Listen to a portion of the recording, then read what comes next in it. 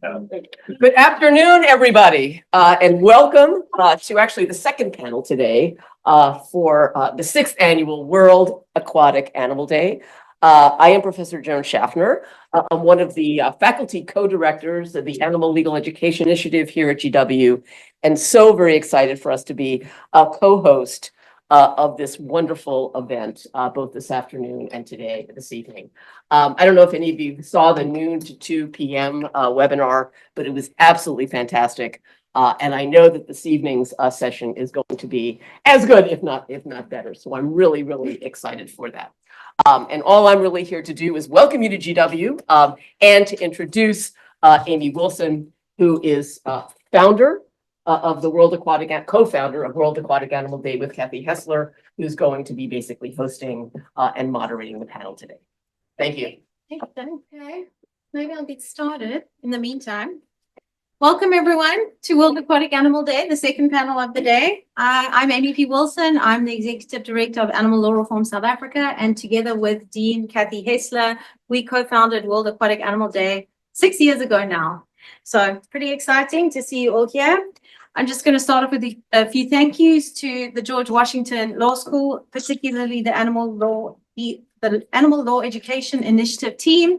So that is Kathy, that's Iselin, that's Joan, Yengzi, and others, as well as our co-sponsor of World Aquatic Animal Day, the Whale Sanctuary. So Dr. Laurie Marino here, who you'll hear from in a moment. And then, of course, this forms part of a bigger session, which is a few-day conference at GW, which is co-sponsored by Justice for Animals program at USF. So thank you to Matthew Lieben and Co, and also the George Washington chapter of the SOLDA.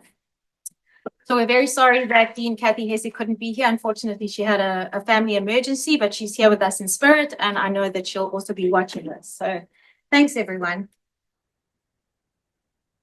That's all of that, but you get to now see the cute little shark face. Okay.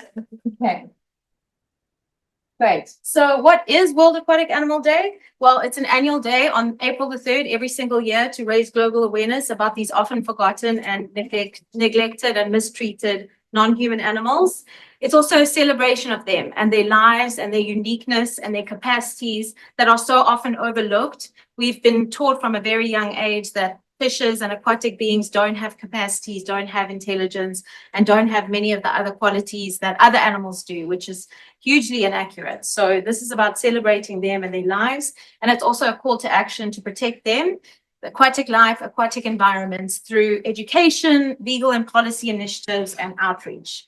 So like I mentioned, it's the 6th year and it truly has grown into a global initiative. It's shared around the world. If you use the hashtag, you look around, there's school children in India drawing pictures, from all over the world. So it's really special and I'm very proud of it. Why do we need it though? Well, because aquatic animals, like all animals, are property in the legal system. They lack legal standing, and they are actually specifically and systematically excluded from legal protections, whether that's federal law in the US or national law in South Africa. Across the globe, they are either excluded from the definition of animal or excluded from protections because they are farmed animals or they are wild caught fishes, whoever they are. They are abused, neglected, and exploited on a mass scale through various industries, whether they exist in a laboratory or in people's homes. There's less visibility around them. They don't exist in our natural environments, much like other animals. And we have biases against them, as I already mentioned. We also see them as resources, as plentiful, and alternatives in some cases that are less harmful. And today we'll be talking how that is necessarily maybe not the case. Our scope of harm, our awareness of it is unknown. So we really need a lot more research and we need to bring it into people's consciousness. And aquatic environments are also experiencing vast harms. So today is really about understanding those, respecting them, appreciating them, and learning how we can protect them, raising their visibility, taking dedicated actions. And this theme in particular for the conference is looking at their environments, whether it's them in captive situations, them in homes, or them in the wild. So we have a really exciting session. We're going to start off with our keynote speaker from Craig Foster. He's of My Octopus Teacher fame. It's a pre-recorded video, and his is called Finding the Wild in a Tame World. Craig Foster is an Oscar and BAFTA winning filmmaker, naturalist, author, and ocean explorer. His films, including the acclaimed My Octopus Teacher, have won more than 150 international awards, and his recently published book, Amphibious Soul, Finding the Wild in a Tame World, has received global accolades. Foster is the co-founder of Sea Change Project, a nonprofit organization dedicated to the long-term conservation and regeneration of the great African sea forest. For Foster, biodiversity is the key to healing our natural world. It is the immune system of our planet. He says no continued loss of ecosystem is acceptable for economic gain. After him, we have Alex Cerisi, Netting Change, addressing the harms of industrial animal agriculture via state legislation. Alex is the Senior State Policy Manager at Mercy for Animals, a nonprofit organization dedicated to building a more just and sustainable food system. Alex oversees the organization's state, county, and city policy initiatives related to farmed animal protection, the environment, and food system reform. She currently serves as the Resolutions Vice Chair of the American Bar Association's Animal Law Committee and previously served as the committee's chair. She also serves as board chair for Harmony Farm Sanctuary and served as a 2024 member of the Bend City Council Advisory Environment and Climate Committee. Alex is licensed to practice law in the state of New York and the District of Columbia. She received a BA in political science from Elon University and her JD from Columbus School of Law at Catholic University. And then after Alex, we have Hannah, Crossing Species Barriers, investigating the impact of highly pathogenic avian influenza on aquatic life and ecosystem health. Hannah graduated from DePaul University with a degree in neuropsychology and a major in biological studies. After working in the medical research field for a few years, she pivoted her career goals to focus on her passion, animal welfare. Hannah helped jumpstart a now flourishing rabbit and guinea pig adoption program at a shelter in her home city of Chicago. While it was difficult to leave that meaningful work, law school felt like the next natural progression.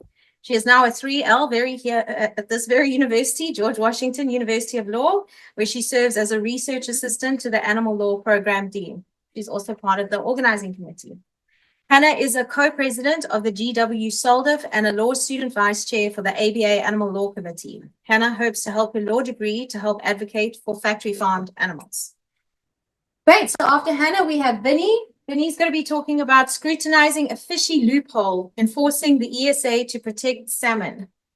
Vinny is a 3L at Harvard Law School from Sarasota, Florida, and loves all things nature.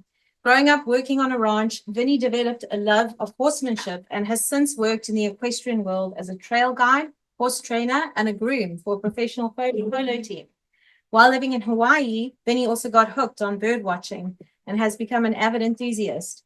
Vinny enjoys spending his time outside, hanging with friends, or being ignored by his cat, Luna. That's hilarious.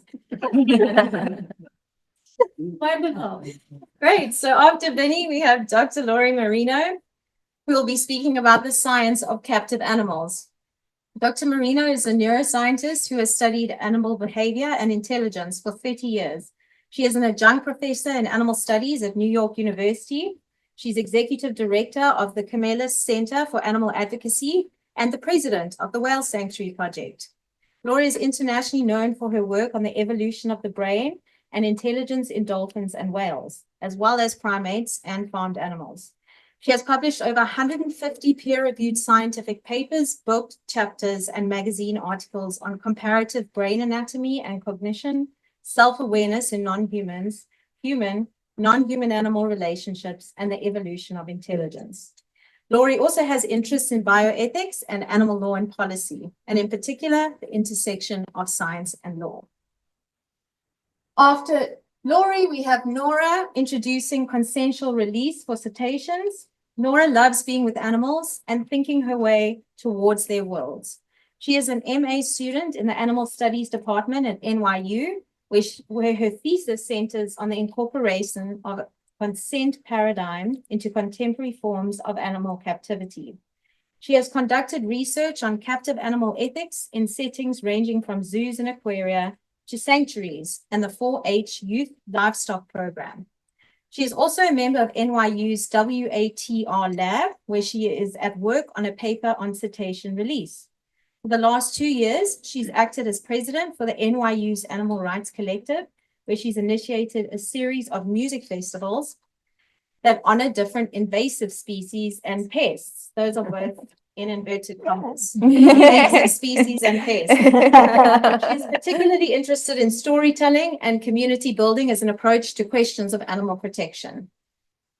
Great. Our second last speaker is Dr. Lynn Snedden, who's not with us today. It will also be a pre-recorded video talking about the science of aquatic animals.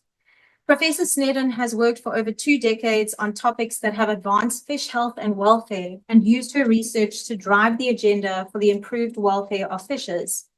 Fish welfare was an understudied area prior to 2002, since it was previously believed that they did not possess pain receptors, nociceptors. Did I say that right? Great. Snedden identified nociceptors on the head and face of rainbow snout for the first time, published in 2002. This novel discovery that fish experience pain has since fueled Snedden's research, and she has dedicated her career to informing the way in which fishes are treated in the laboratory and in other contexts. Snedden has become recognized as a world expert on fish welfare and was invited to develop training resources, participate in workshops, and deliver educational events and talks to veterinarians, as well as technical care staff and academics. Snedden currently leads her team at the University of Gothenburg in Sweden, investigating how to improve the way we treat fishes, decapod crustaceans, and cuttlefish. Great, and our final, but definitely not least speaker is Jamie McLaughlin, speaking about using AI and robotics to improve aquatic animal lives. Jamie McLaughlin is an animal law and environmental law attorney. She is the founder and president of Three Pills Charity, Inc., a nonprofit that addresses issues at the intersection of animal welfare, social justice, and the environment. Jamie has worked with the Animal Legal Defense Fund, the Humane Society of the United States, and other nonprofits. She is an associate attorney for the Non-Human Rights Project and serves as the vice chair for the ABA ILS International Animal Law Committee, as well as a vice chair of the Missouri Bar Association Animal Law Committee. She received her JD with a certificate in public interest law from DePaul University College of Law in Chicago, Illinois. Jamie received both an animal law LLM and an environmental law LLM cum laude from Lewis and Clark Law School in Portland, Oregon. Oh, okay. We have quite an impressive lineup. Very exciting. Okay. So just to kind of end off, part of the day is about seeing animals as they are, not just seeing them as food, literally in the name of seafood, unlike other animals. So let's think about that vision and lens as we head into our presentation.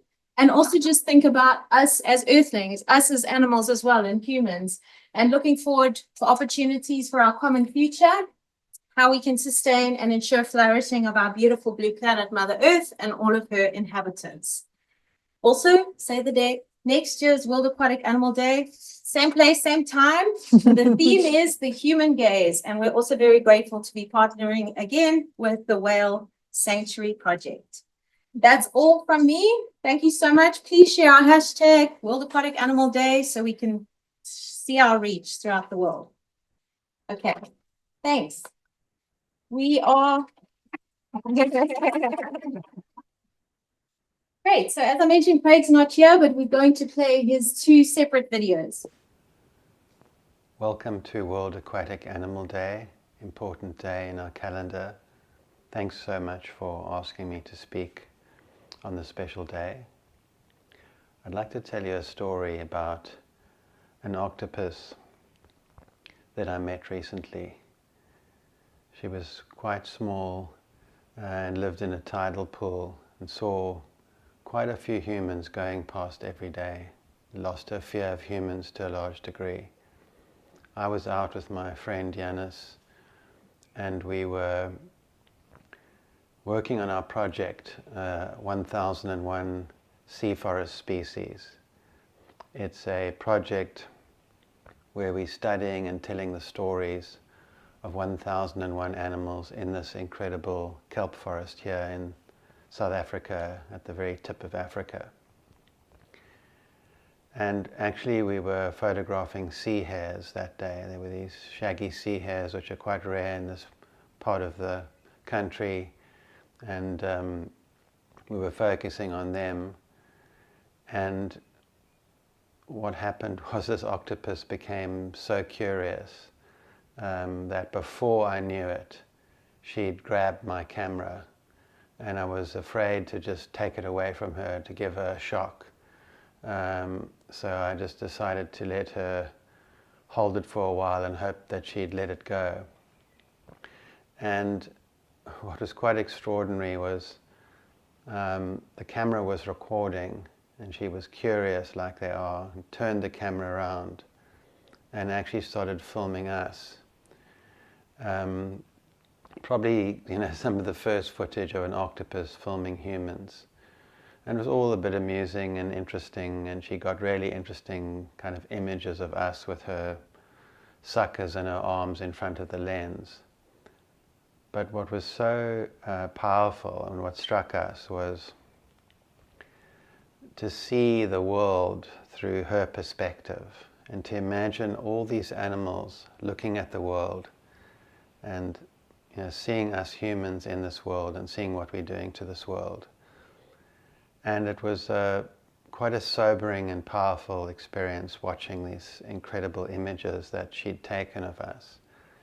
And also to realize that, we are just one of those species, one of the many species that are on this planet. And we belong to, in this kelp forest, we belong to the earth, to the ocean, to the rivers, to everything.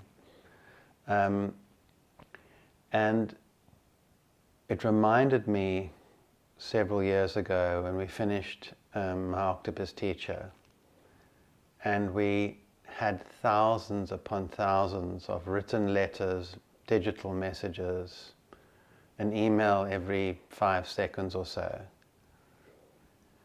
And what was so interesting, and what was we learned from these wonderful people who sort of poured their hearts out in these letters, is that there's this tremendous sense that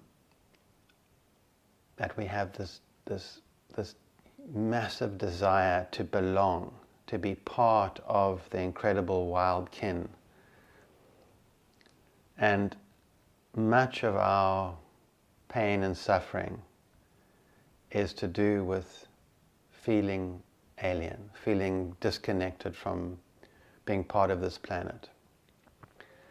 And it was amazing stories and outpourings of this deep sense of longing to belong again, to be part of this wild kin, all these wild kin that are inhabiting our planet. And I think that if one has this sense of belonging and feels connected, it is very, very difficult to have an extractive mindset. It's very difficult to destroy this incredible wild ecosystem that keeps us alive every day. I mean, it becomes very apparent when you belong that these animals, especially in the ocean, because the ocean is 70% of the planet, I think it's 95% of the living space on Earth, becomes very apparent that all these animals and plants and algae and bacteria and the symphony that they play each day, this incredible communication they have, is really the life support system of every single one of us. If they are compromised to a certain level, which we're getting frighteningly close to now, then our life support system collapses. So we actually are absolutely reliant on them for every single thing that we do and every single aspect of our existence. They are literally, this biodiversity, this mother of mothers, is the life support system of every single one of us. And we've kind of forgotten that. We've forgotten that we belong. we've forgotten that we're part of this great symphony, and we think we can live independent. So it would be, I think, a wonderful thing to think about this on this special day, and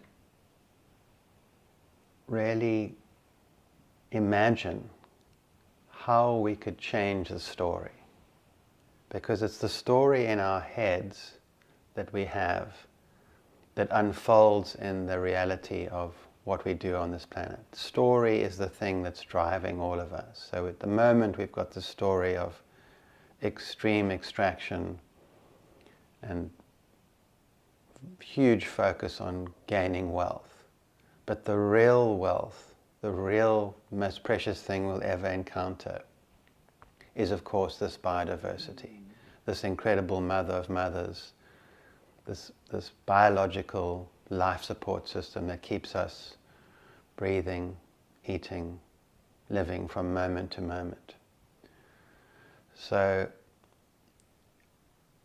that's what I'd love to get across today, is how could we change that story from one of extraction to one of reciprocity and love for this wild system that keeps us alive.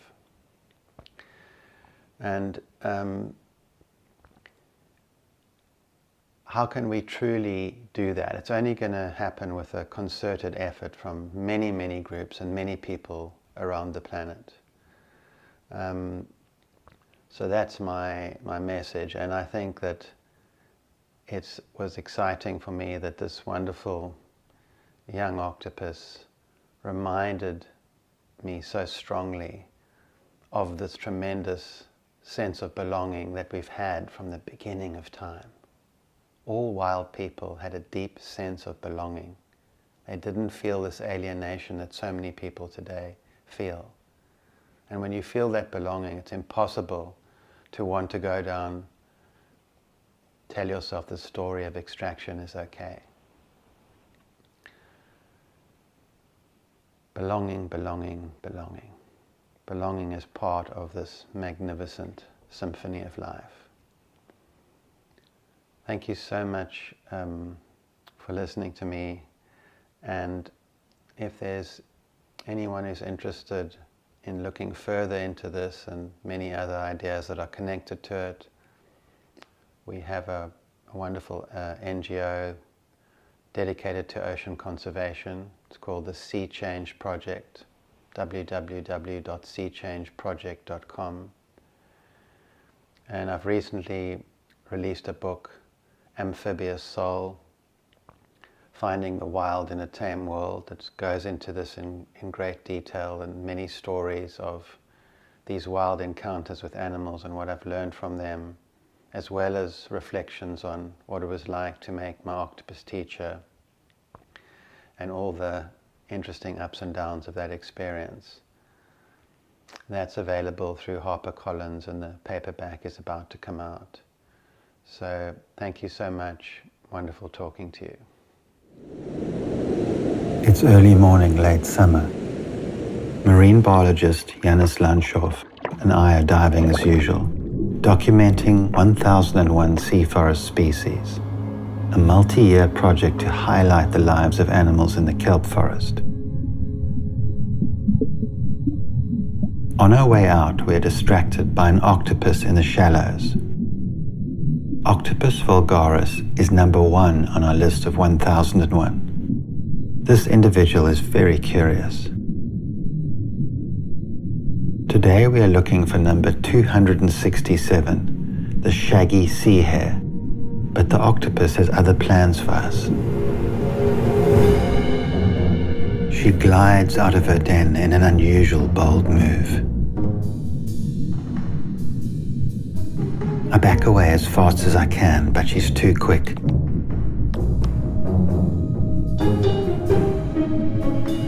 And grabs my camera while Janis is filming and laughing in his snorkel. I don't want to alarm her by taking the camera from her, I'm hoping she'll let it go, but she grinds the lens into the gravel.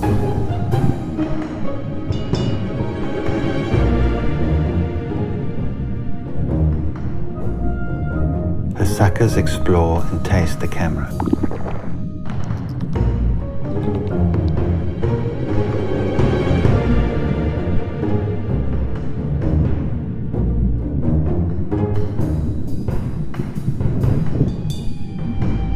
Then she slowly turns the camera to face us and starts filming.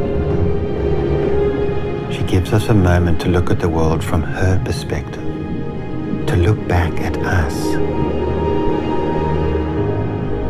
It's hard to imagine what her life is like, but she helps us to consider the lives of all the species who share our planet.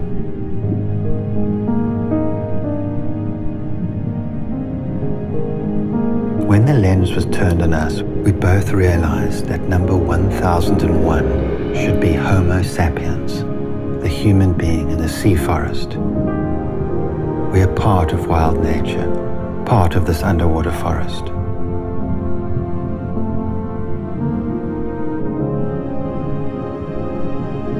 She gives us inspiration to keep going with our work, to shed light on those who have no physical voices, but whose biological presence keeps us breathing.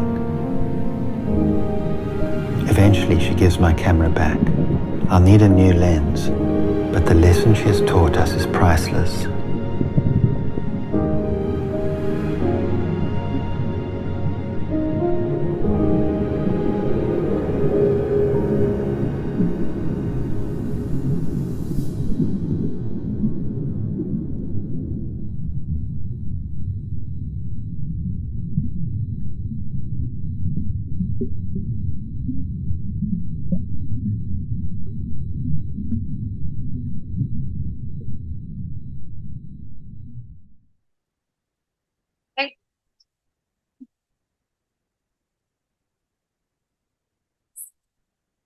Everyone.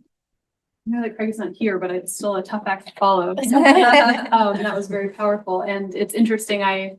You'll hear more about this in my presentation, but I'm a lobbyist essentially for farmed animals. And while I'm here to talk about legislation that addresses industrial aquaculture on a larger scale, I have seen just in my daily work the impact that stories like my octopus teacher has had on the legislative landscape here in the US. And it's pretty fascinating. I'm sure most of you or many of you have seen just the progress that we as a movement have been making in terms of legislation to prohibit, mass factory farming of octopus here in the United States, because there are companies seeking to set up shop here and start that. So it's really wonderful to see that direct impact in just one area from an incredible documentary like that. All right, there we go. So I'm Alex Rusi, and I am the Senior State Policy Manager with Mercy for Animals. I'm going to speak just briefly on my work involving legislative initiatives to address some of the harms associated with industrial aquaculture, particularly more or less a case study of the work that we're doing in Oregon. All right. I know that you all know the answer to this question, but in my experience, when lawmakers are asked what is industrial aquaculture, or if I'm approaching them to pitch a bill idea, and I ask, are you familiar with industrial aquaculture? Do you know what this is? 9 times out of 10, it's no. Fortunately, more lawmakers than that are at least familiar with some of the harms associated with terrestrial factory farming. And so I simply say, well, it's factory farming in the traditional sense, but in water. So as many of you know, industrial aquaculture poses real threats to the environment, to our waters, to existing marine ecosystems, and to public health. Massive net pens or cages confine sometimes hundreds of thousands of farmed fish, for example, in one area, but in open water. So all of the pharmaceuticals, the antibiotics, the feed that these fish are given, and then the feces from the fish are just simply float out into natural bodies of water or artificial, but nonetheless end up in our oceans, our rivers, our estuaries. And actually about 75% of the antibiotics used in industrial aquaculture wind up in native marine ecosystems. So from an animal welfare perspective or an animal protection perspective, stocking density or extreme confinement is, of course, one of the main considerations that we take into account when advocating legislatively for farmed fish or farmed aquatic animals. So Mercy for Animals has been working for a couple of years now on legislation to address some of the harms associated with aquaculture in the state of Oregon. And we've been working with a wonderful, diverse, and active coalition with all different organizations, some of whom are represented in the room today. And I do want to give a quick special shout out. They're not in this room right now, but Dean Hessler and Miranda Eisen, who at the time were with Lewis and Clark Law School, started this whole initiative in Oregon back in late 2020, early 2021, and then brought Mercy for Animals and other groups in. So excited that we're still going strong to get today, and each and every time, as is the case with legislative work, it's a very slow moving process, but we're getting closer and closer to our goals. So fish escapes and related environmental disasters have happened in several places, not just one country or state, and not just at the hands of one bad actor. And I raise this briefly just because our main opposition in Oregon, uses this argument all the time. Oh, well, if net pen aquaculture, for example, net pens or cages are regulated properly, you will not see accidental fish escapes or net pen collapses. It can be done safely. There's no real risk here. And when there is a disaster, it's because of one company, and they usually cite Cook Aquaculture. Now, Cook Aquaculture has been the culprit behind many net pen collapses, but it is definitely not the case that they are the only bad actor, and that net pen aquaculture can be really done safely, so to speak. So couple of examples here, but there are plenty more. And I will say in lobbying, especially in the state of Oregon, one example that we always refer to when educating lawmakers on this is the net pen collapse and the fish escape in 2017 in the state of Washington in the Puget Sound, because that was, I think it was 250,000 non-native farmed fish were released into Puget Sound. And unsurprisingly, still to this day, they are still cleaning up the environmental disaster that ensued. And so, of course, when lobbying, that kind of a story weighs or carries a lot more weight with lawmakers since it's our neighboring state. And that helps tell the story and present the need for imminent action. So how can state legislation address some of the risks associated with industrial aquaculture? This is, of course, not an exhaustive list. But no state and federal laws in the United States exist to address the humane treatment of aquatic animals in the food system. So the laws that do exist, as Amy had mentioned earlier, really address, harms, public health risks to humans, whether it be parasites or the spread of disease, things like that. Two, put simply, legislation provides the foundation of our society's legal system, defining what's allowed and what's prohibited. And three, and I think very importantly, or most importantly, the lobbying process provides ample opportunity for stakeholder engagement. And so you'll hear me talk throughout my presentation about, yes, we want the win. We want to pass a bill into law and so that we can allow good behavior, good practices, and prohibit the most dangerous and harmful practices. But along the way, there's so many advantages to legislative work, and a lot of it is education. You're speaking to not just lawmakers, but all different kinds of stakeholders and educating them on the need for change. Okay, I apologize. I had a feeling this was going to be very blurry on the big screen. So if anyone wants to see the actual bills, I'm happy to email them, or you can look them up on the Oregon Legislative website. But this is I just wanted to kind of walk you through our process over the last couple of years working on legislation to address a variety of issues in industrial aquaculture. So our first iteration of the bill was introduced in 2023. And it's really exciting because we had everything under the sun in there. We addressed stocking density on land-based facilities. We had the net pen prohibition piece for oceans and estuaries. We had language in there that would help mitigate some of the harms to fish in the slaughter process and the transportation process. Knowing that the reality is you will not end up with everything you ask for throughout the, legislative process. Generally speaking, it's strategic to go in knowing you'll have to negotiate down the line. So our first bill in 2023 had everything, and it was really exciting because this hadn't been done before or even attempted here in the United States, at least at the state level. In 2021 and 2022, as I mentioned, that's really when we all started as a coalition, figuring out exactly how do we get something introduced, what does it look like, everything like that, and spent months and months meeting with lawmakers in the Oregon legislature to just simply educate them again on what's aquaculture, what do we mean by that, and what are the risks, why should people care, how does this impact us, etc. I mentioned the first bill was introduced in 2023, and it had its public hearing, really strong support for it. There was opposition, which is not a surprise. It was Pacific Seafood has been the main opponent in all of this work and continues to be today. And they had most of their concerns were with the animal welfare components, which unfortunately is just to be expected and the case. But again, overall, we were really excited to at least have our first public hearing. Doesn't always happen for the first time the bill is introduced. And so shortly thereafter, the bill died. But since the spring of 2023 through this past fall, our coalition has been very intentional to have those hard conversations that are not always strategic or not always comfortable. We sat down with Pacific Seafood on multiple occasions, other industry groups who would likely be opposed, to say, this is coming. Last time we spoke out in opposition, we've actually since pulled a couple of things out of the bill. That's a fun part, but it's just the reality to make some headway and see some progress. Will you at least be neutral on this bill? And we actually got them to generally agree.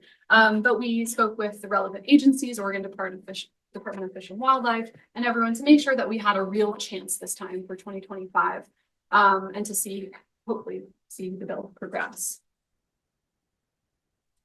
And then the last thing I'll say is just currently, as I mentioned, Oregon's legislature alternates long and short sessions. So 2025 was the next time we could this year introduce the bill, which we did.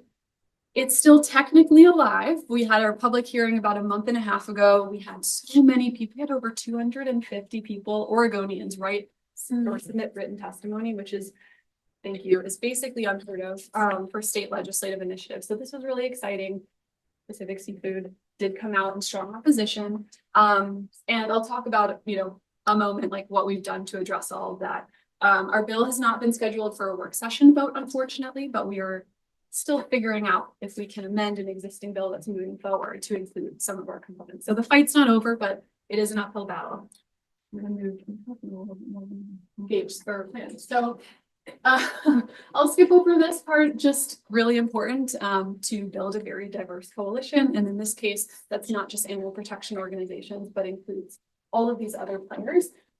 One of the things I know we're most proud of at Mercy for Animals with this work is that we have now built a coalition that includes wild catch fisheries and commercial fisheries, who are very unlikely allies for a farmed animal protection organization, but it means we can make more progress.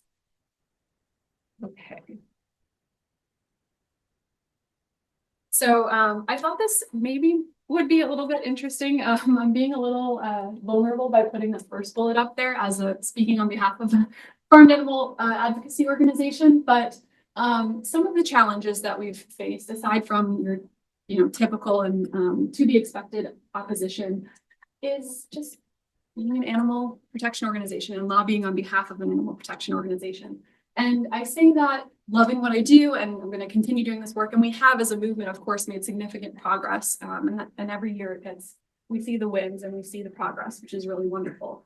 But to be honest, in a legislative space, unless you have that rare legislator who is personally passionate and is an animal advocate, most lawmakers, before working with you, lump us all together. And so if they don't like one thing that one animal protection organization did 10 years ago, they assume that we are all the same. And so it's not an issue that can't be overcome. It just takes a lot of trust building. So much of my work and others' work in this coalition has just been proving that we can be strategic, that we have, we're going to work well together and we can make progress. And so, again, it's a strange thing to put up there, but it is the reality of legislating in this space. And then, of course, misconceptions. These are actually a couple of the examples that the industry shared this time around during the public hearing. So the bill is not on the side of science, which fortunately we had plenty of evidence to the contrary. We need to feed people, and we have a growing population, and wild-caught species are not able to meet that demand. For that, I would say, some folks in the coalition would point to the fact that agencies like NOAA, even state, that many US fisheries are not actually being fished to capacity. What I would say, and what I have said, is that we can also look to alternatives. So plant-based foods, for example, can feed far more people using far fewer resources, including land, water, and energy. And then the last one I'll share for today is that responsible aquaculture can mitigate climate impact significantly. And their main argument was around transportation, because they said about 80% of seafood consumed in the US is imported from other countries. While of course there is a serious climate impact there, one of the most misguided pieces of advice for reducing food's carbon footprint is focusing on the transportation sector. So greenhouse gas emissions from the transportation sector in the food system make up a very small percentage of food's carbon, land, and water footprint. And so again, just a snapshot of kind of what we've been up against and what the kind of myth busting we've had to do. Fortunately, the science is on our side. I think I just have about a minute or two left. So wrapping this up, couple of lessons that we've learned in this experience is easier said than done, but finding a bill sponsor who is as invested or almost as invested as you are, not easy to do, but having someone like our champion representative Gamba in Oregon, who cares deeply about these issues, that means they're going to help the inside baseball and, fight for this bill, make sure it gets a hearing, things like that.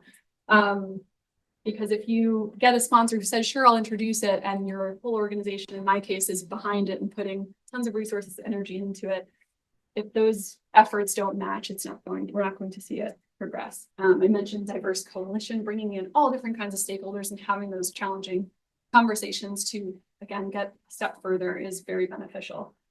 Couple more, but again, I'm going to wrap this up now. So despite all the challenges that I've shared, and the uphill battle we're facing, we still have not passed this into law. I still think pursuing legislation is worth it. We can see the incremental progress since 2022 when we really started diving in and talking to lawmakers. And so much of that goes back to what I was saying at the beginning, which is education. It's not always the most satisfying win, so to speak, for legislative work, but I think about how when I first started lobbying on this and meeting with legislators in Oregon, maybe 2 out of 60 or more had any idea what aquaculture was. And now I could confidently say it's almost the opposite, which is wonderful. And think about how, legislation is one way that we as a movement can start to shift the narrative around fish sentience and aquatic animal welfare needs, in addition to preventing the harmful practices or protecting the good ones. That I'm concluded.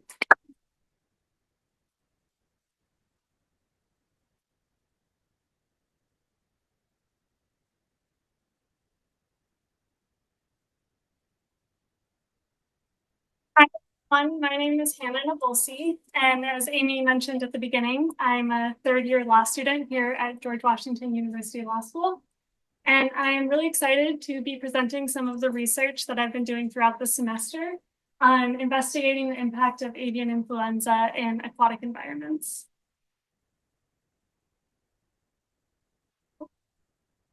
Okay, so a quick roadmap of what I'll be presenting today. I'm going to give a brief overview of what avian influenza is.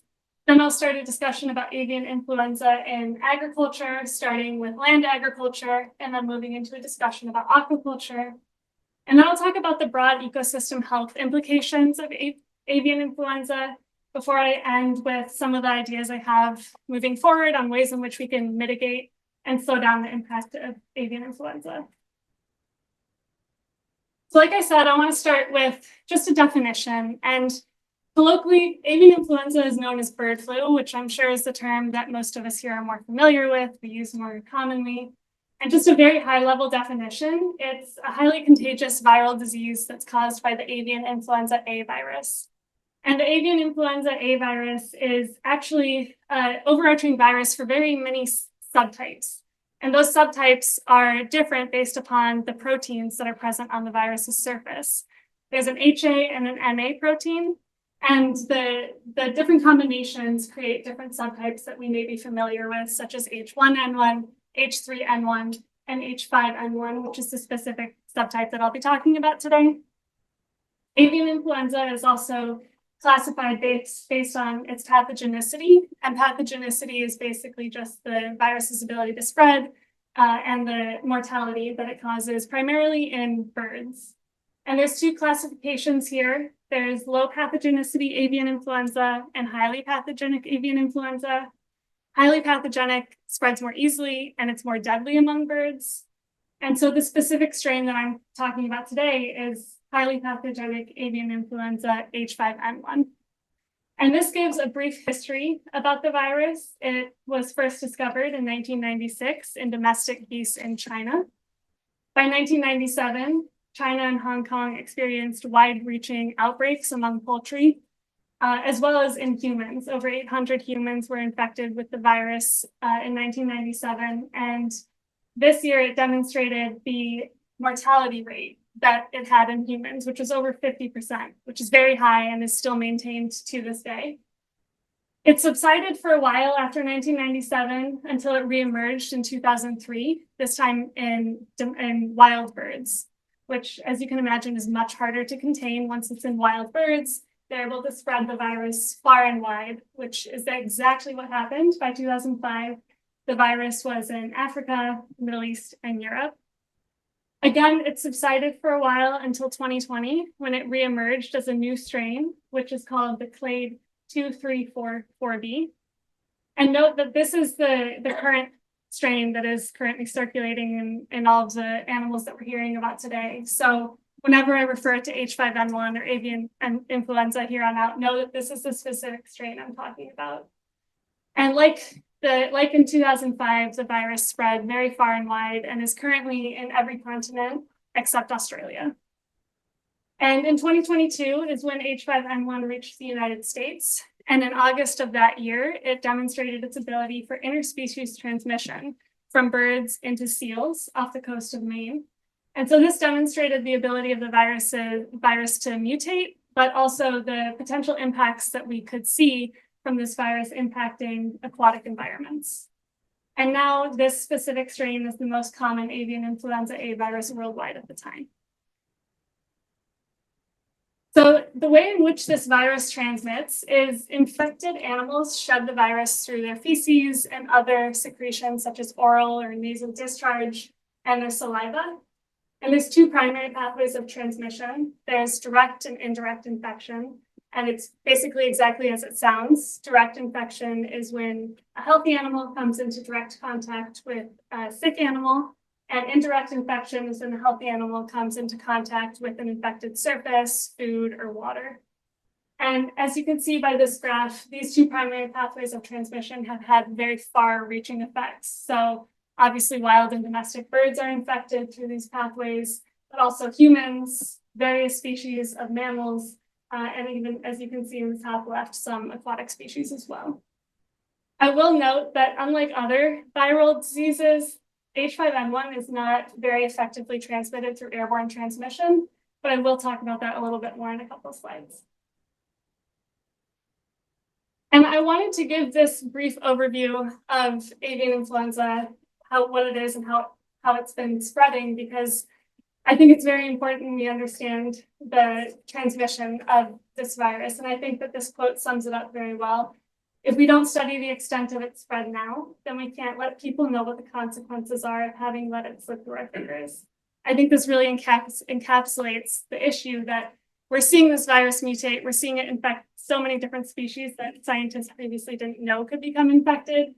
And it's our duty now to understand what we can do to mitigate it and relieve some of the effects that are forthcoming. So So with that understanding of H5N1, I want to talk about it in the context of agriculture. And specifically, zoonotic diseases, they flourish in these types of agriculture and intensive factory farm settings because the common practices that are used on these farms are very conducive for pathogen spread. Specifically due to the reasons listed here, there's dense populations, there's high confinement. All of that is very stressful for the animals, that lowers their immune systems.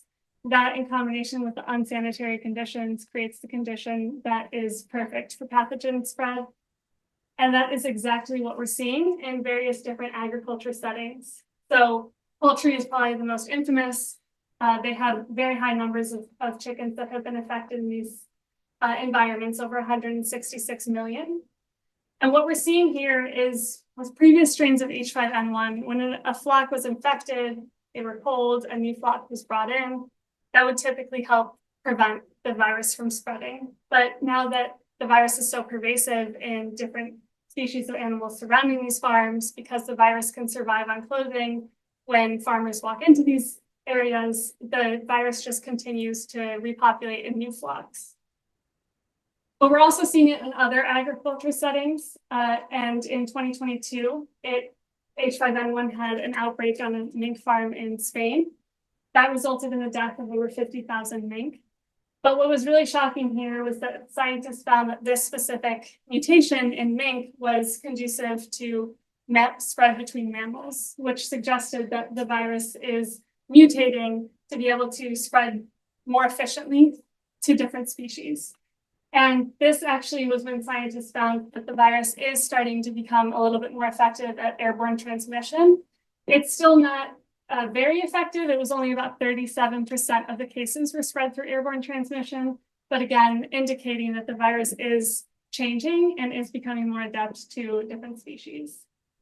And then more recently, in March of 2024, H5N1 started infecting dairy cows, and it's not having the same rate of mortality in dairy cows, but it is infecting hundreds of herds across the United States. And what's interesting about this virus is it's re-entering cows multiple times over and over again. And that is another sign of a growing mutation. And with mammals specifically, it's indicating that it is becoming stronger in mammals and could potentially lead to an outbreak among humans. So how does all of this translate to what we're really here to talk about today, which is aquatic animals? Well, when I was doing my research and seeing the ways in which land agriculture serves as a major threat to the susceptibility of this disease, I started to see some commonalities between land agriculture and aquaculture. And I think it's important to note that fish are susceptible to various diseases. And I think most people will think about bacterial infections, bacterial diseases, but fish can get viral infections as well. And so these aquaculture systems that Alex had previously outlined really present a perfect place for pathogens to breed and spread just like they do in land agriculture settings. And we're seeing that for a lot of the same reasons. So high densities, stress, infected fish are not always removed from these tanks. And then as you can see from this picture, the marine aquaculture farms, when they're set in close proximity to each other like that, the free moving water can spread the pathogens not only to the other farms, but also the ecosystem at large.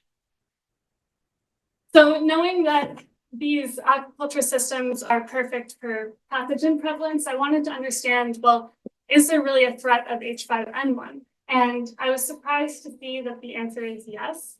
Although the current strain of H5N1 has not been detected in fish or in aquaculture, previous strains of the virus have been positively detected in these 5 fish species.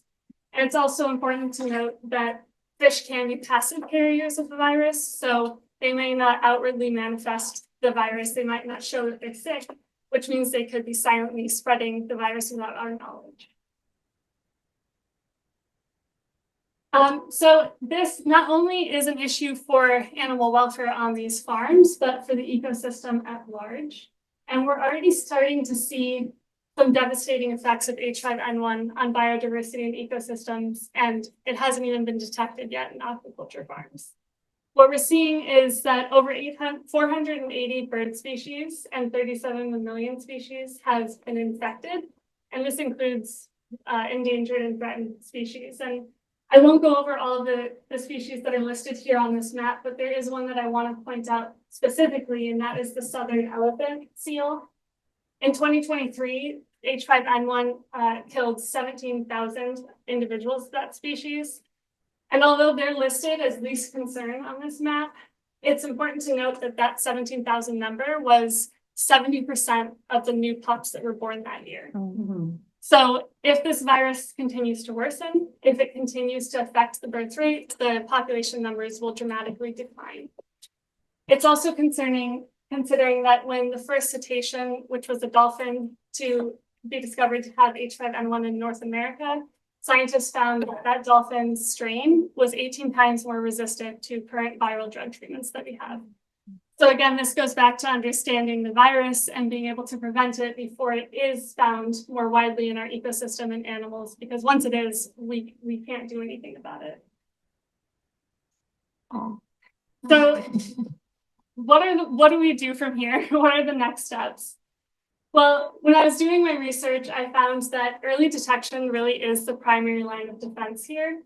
And given that H5N1 has been detected in aquatic species and that aquaculture creates conditions that are very favorable to disease spread, it became clear that the FDA and NOAA needs to begin implementing testing on fish that are in these farms.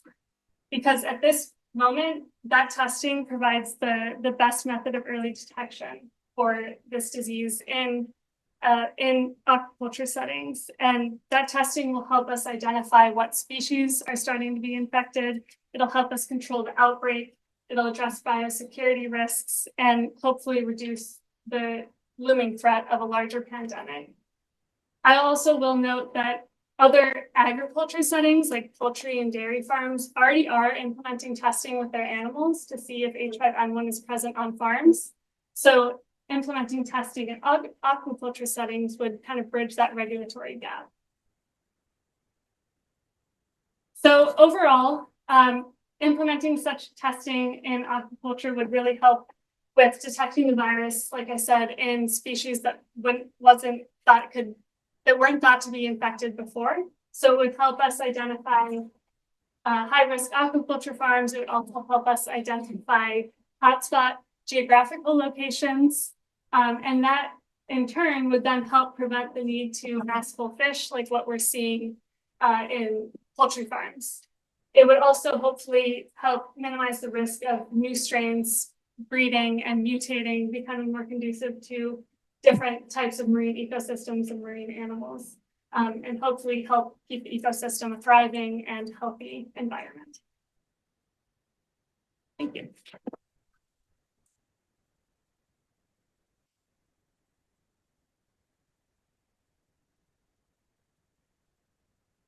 Hi, everybody. My name is Vinny. I'm a final year law student at Harvard, and I'm here to talk to you about the very strange, often baffling and counterintuitive world of salmon in the United States and the associated federal regulations, or what I call a fishy loophole.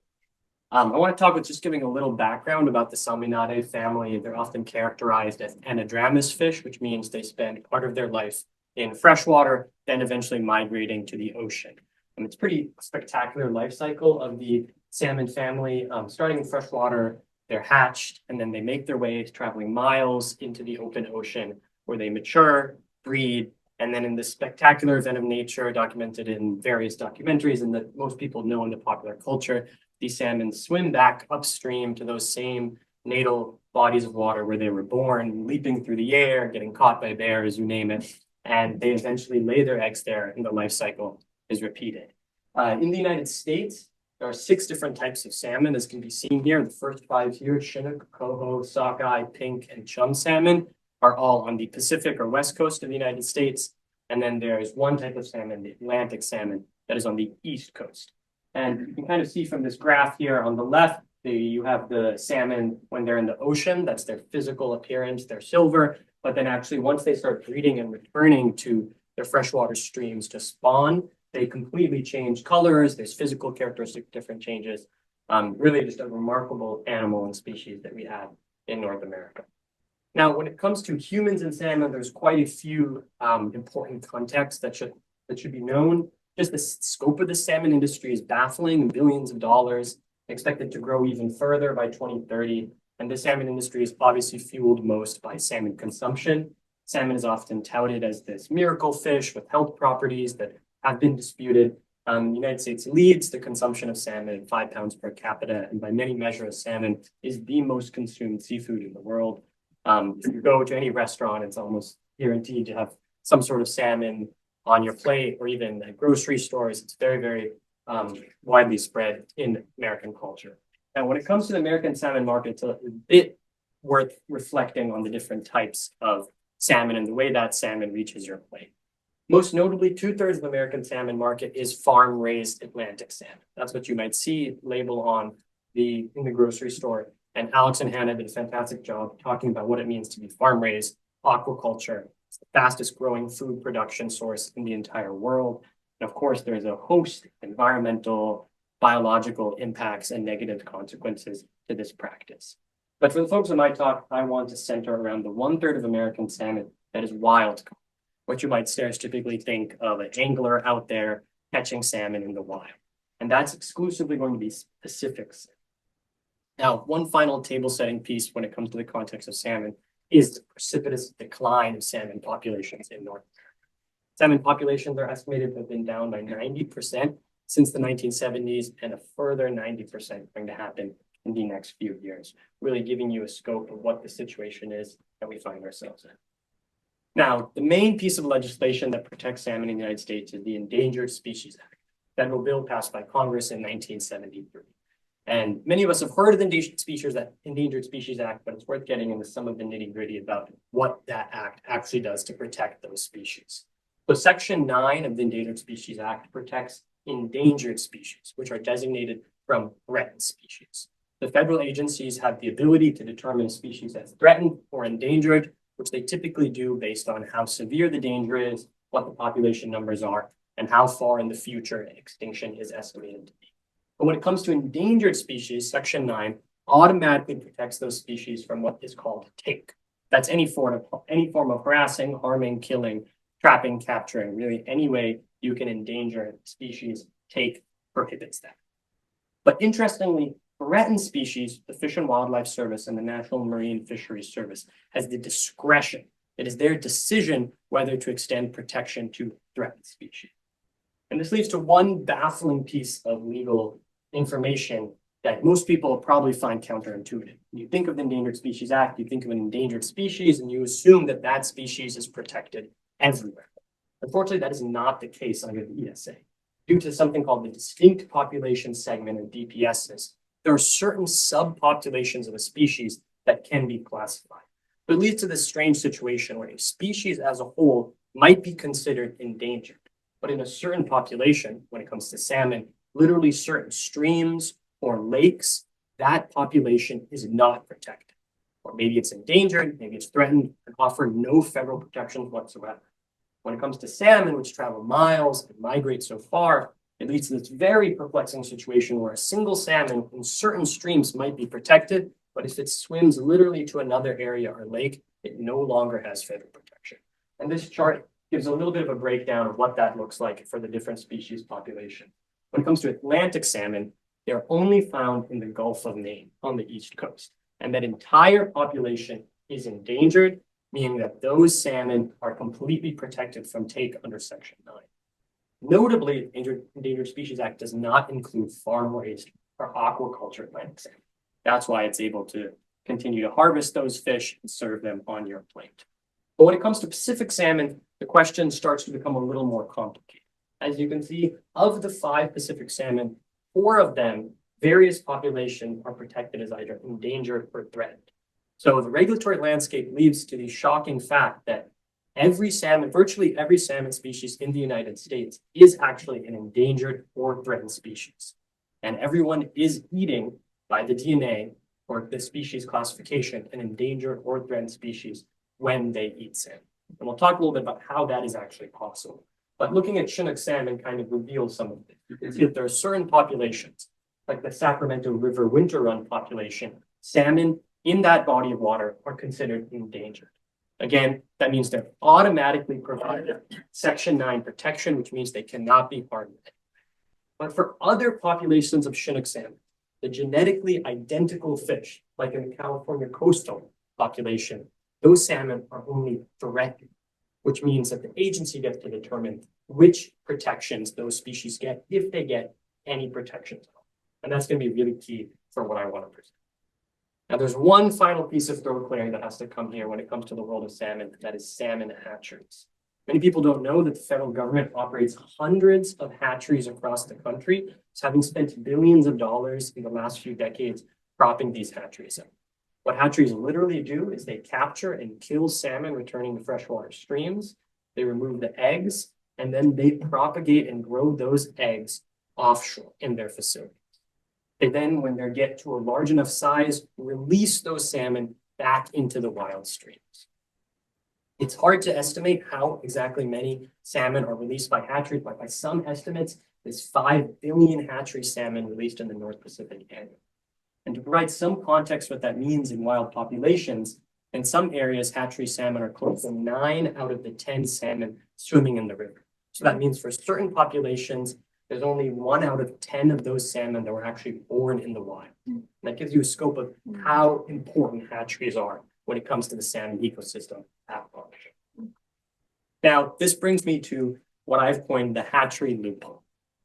In the United States, there are about 15 hatcheries included in endangered DPSs, or in endangered populations of salmon, and there are 100 in threatened DPSs.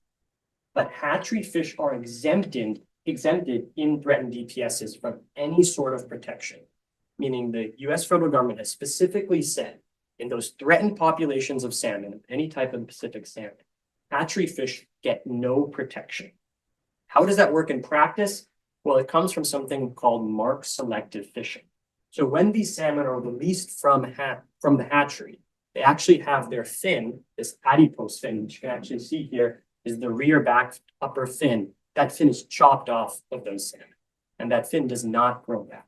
So this allows fishermen in the wild, whether an individual angler or a large commercial fisherman, to actually do mark selective fishing, which means literally sorting by that fin. So if a giant net pulls in hundreds of salmon, the fishermen on that boat will take the salmon and sort them whether they have their adipose fin or not. If they don't, they know that that salmon was born in a hatchery and then not protected at all. If the salmon still has its adipose fin, the fishermen know that that salmon was born in the wild and given the full federal protections of the ESA, meaning they cannot harm it in any way, in which case they release that fish back into the water. So it leads to this baffling situation, and it has, of course, been challenged in the courts, but essentially upheld. The courts have even acknowledged it leads to this very strange circumstance where you can have 2 genetically identical fish swimming in the same stream. And simply by virtue of one of them missing their back fin, that fish gets no protections while the other one gets full protections of the ESA. I know, it's strange. And the Ninth Circuit has even upheld this practice by describing it and comparing it to pruning, saying pruning involves the destruction of some branches of a tree to allow the remaining portions to grow, permitting the destruction of some members of a DPS, meaning the hatchery-born salmon, to enable the remaining portions to flourish. Now, of course, there's much to unpack here, and there is important scientific, philosophical discussions when it comes to the difference between captive animals, wild animals, or even in this granular splitting, 2 different types of wild animals. But one thing I would flag is that this whole pruning idea is obviously not working. Billions of dollars are still being spent on hatcheries, and remember, those populations are still declining dramatically. But this is what I've coined the hatchery loophole, and this is the way that hatchery salmon are allowed to be killed and brought to your plate. So if you've eaten a salmon anytime recently, it is almost definitely a hatchery-born salmon without its adipose fin, meaning it is not protected by the ESA. There's one final piece of the puzzle, which are endangered DPSs.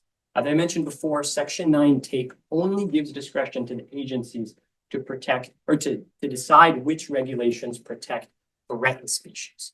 But for endangered populations, in that big chart, anywhere it was listed as endangered, those salmon have to be protected, whether they were born in the hatchery or in the wild. However, by my research and most accounts, it appears that mark selective fishing is actually continuing to happen, and fishermen and the federal government are treating endangered populations as threatened populations. The Winthrop National Fish Hatchery is just one of the 15 hatcheries that exist and release salmon into endangered DPSs. And they specifically say we raise spring Chinook salmon to provide fish for tribal, commercial, and sport fisheries, meaning that those hatchery salmon are still sorted by their back fin and then harvested. My contention is that this is in violation of them. There are many reasons for why this is being allowed. Some of it could be simply looking the other way or some sort of selective enforcement. But when it comes to challenging the salmon industry, I would contend that this is the strongest argument we have. Whereas we could debate about whether the courts or whether the agency should have discretion to actually decide whether hatchery salmon are worth being sacrificed for the quote unquote greater good. For threatened DPSs, the agencies do not have that discretion, meaning it doesn't matter if that salmon is born in a hatchery or wild born, it should be protected no matter what. Obviously, this just offers one narrow way for animal activists to challenge current aquaculture, wild catch, and other animal harming practices.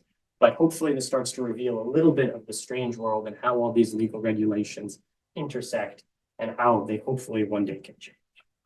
Well, thank you for your attention. I'm happy to answer any questions.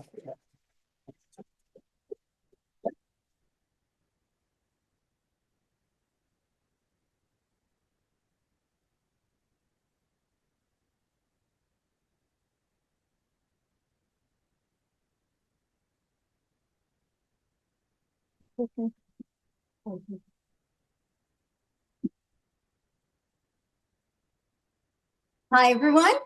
Welcome.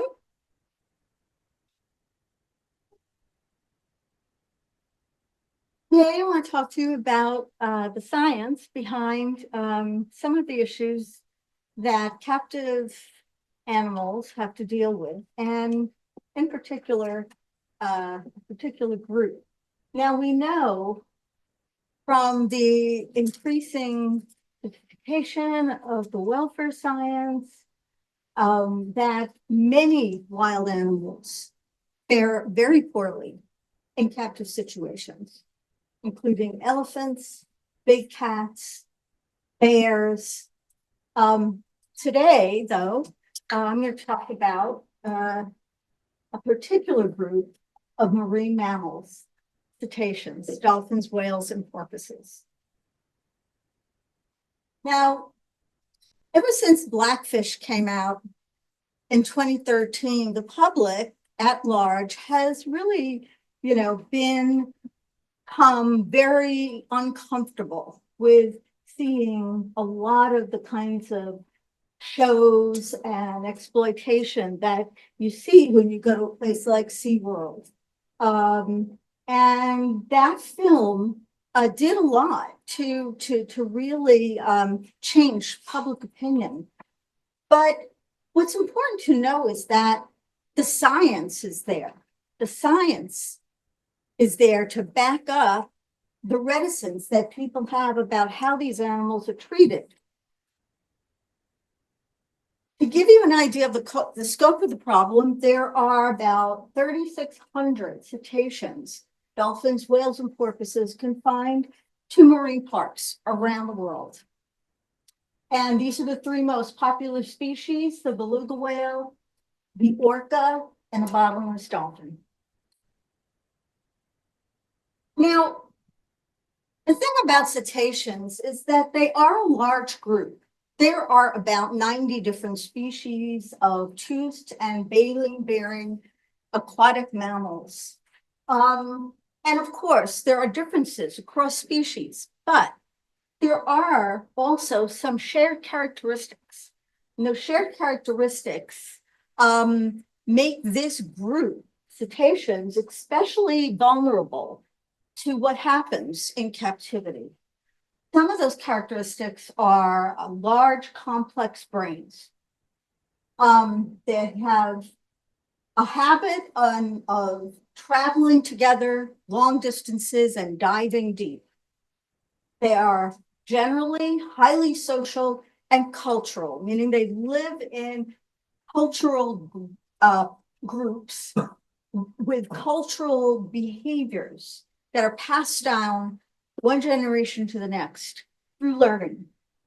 They have a very long juvenile period, a very high dependence on learning, which is very important because those animals in captivity don't get the opportunity to learn anything about what it's like to be a dolphin or a whale.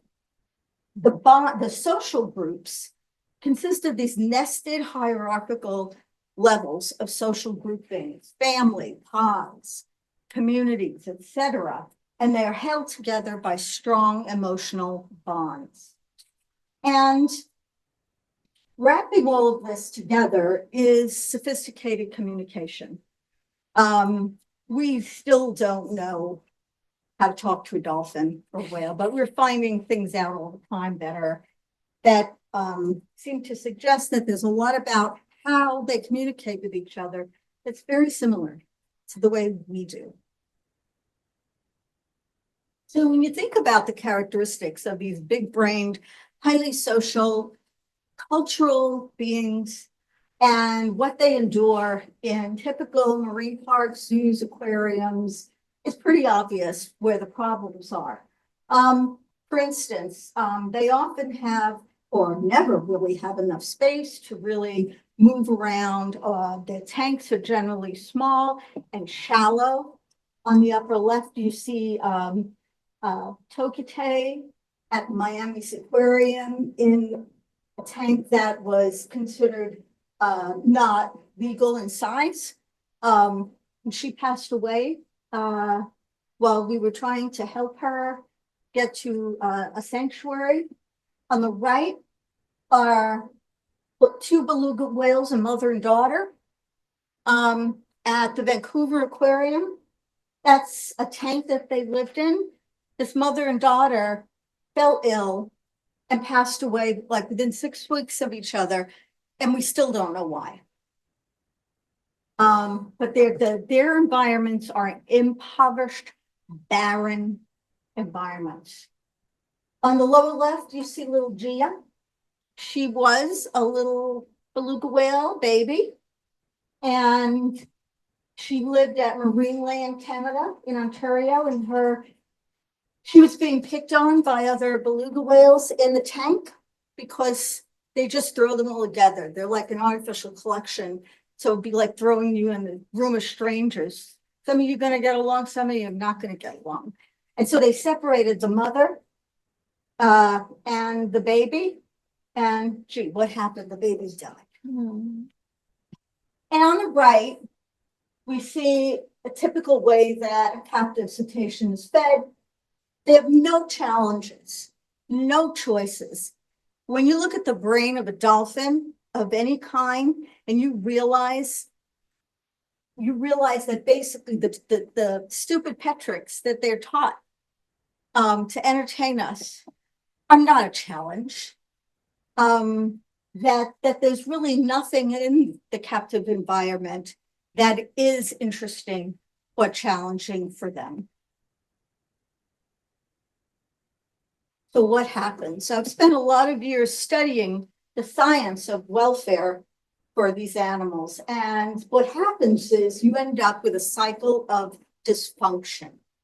It's a cycle, right? So it's underpinned by what's in the middle there, chronic stress. And chronic stress you get when an individual is trying to cope with an environment that doesn't match their nature, doesn't match what they want to do or what they need to do to be healthy. And then it goes out from there. And there are physical as well as mental and social effects, welfare effects. On the physical end, chronic stress eventually wears down the immune system.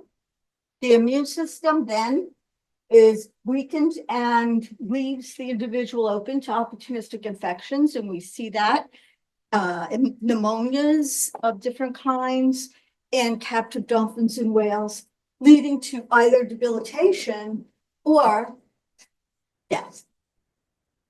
On the mental and social side, the chronic stress leads to brain function problems, which lead to stereotypies and self-harm, sort of repetitive behaviors like swimming in circles, like bashing head against the wall, like grinding the teeth on hard surfaces. All these things are stereotypies. They're seen in almost all animals in the zoo and marine and aquarium captive environments. And when you see that, you know that there's an effect of the captivity on their brain. There's hyperaggression between dolphins and whales, as well as between the cetaceans and human beings, and abnormal social relationships. And all of this just cycles around and leads to a very poor welfare. Now, even if it were the case that there were incremental improvements that were being made to help these kinds of animals cope with the captive environment,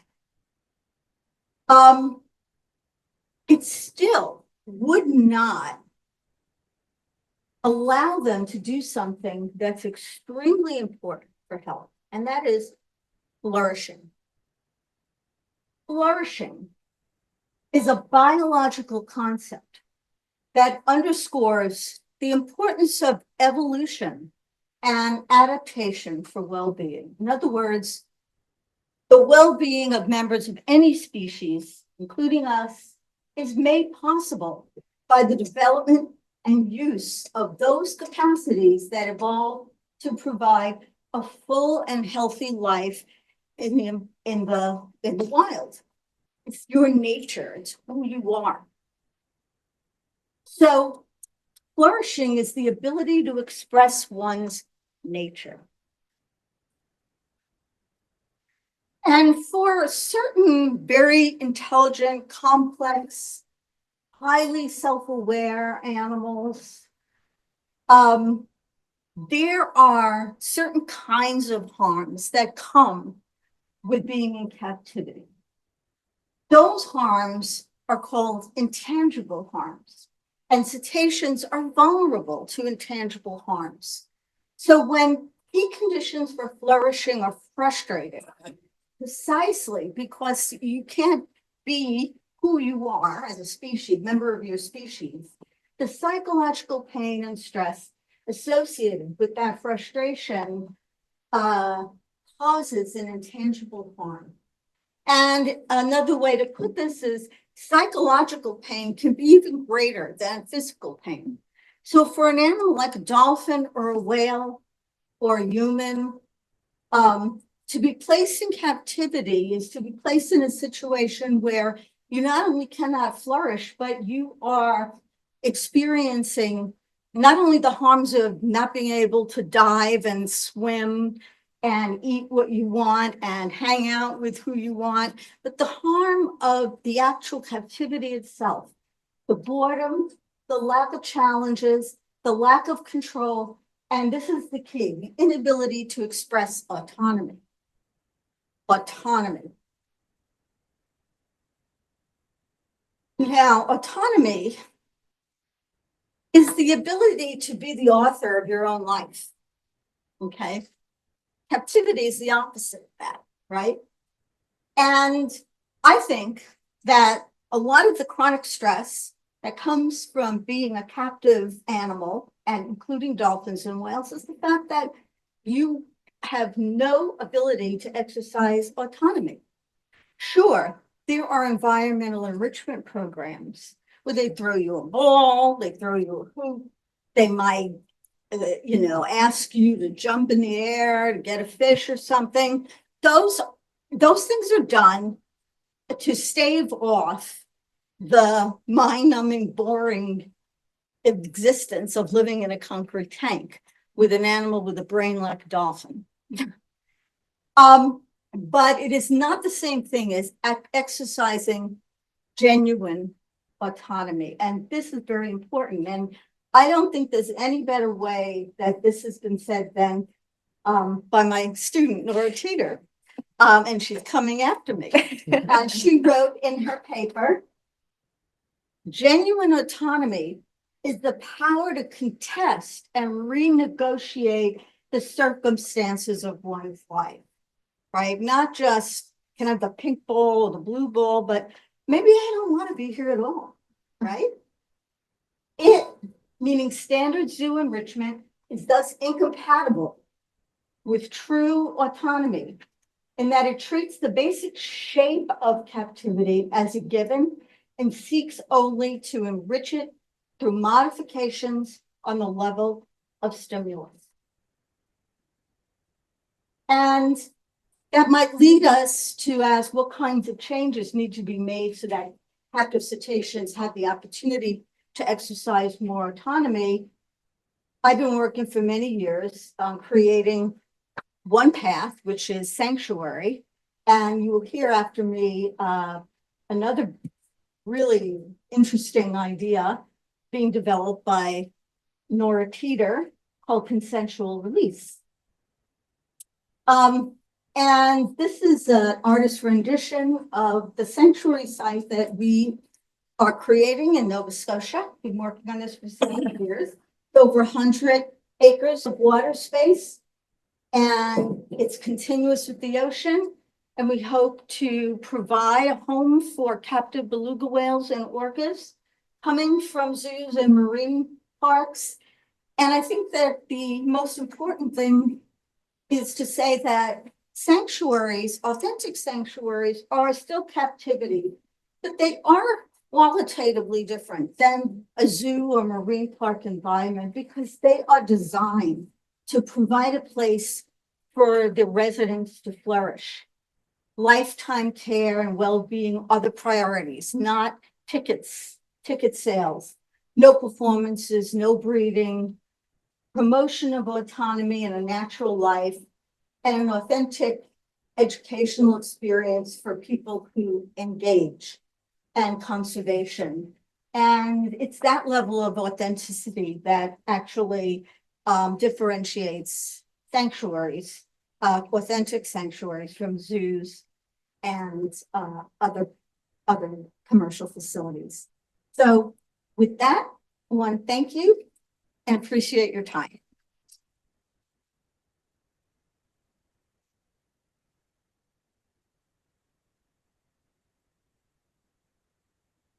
My name is Nora Tito. This is Balto, my dog.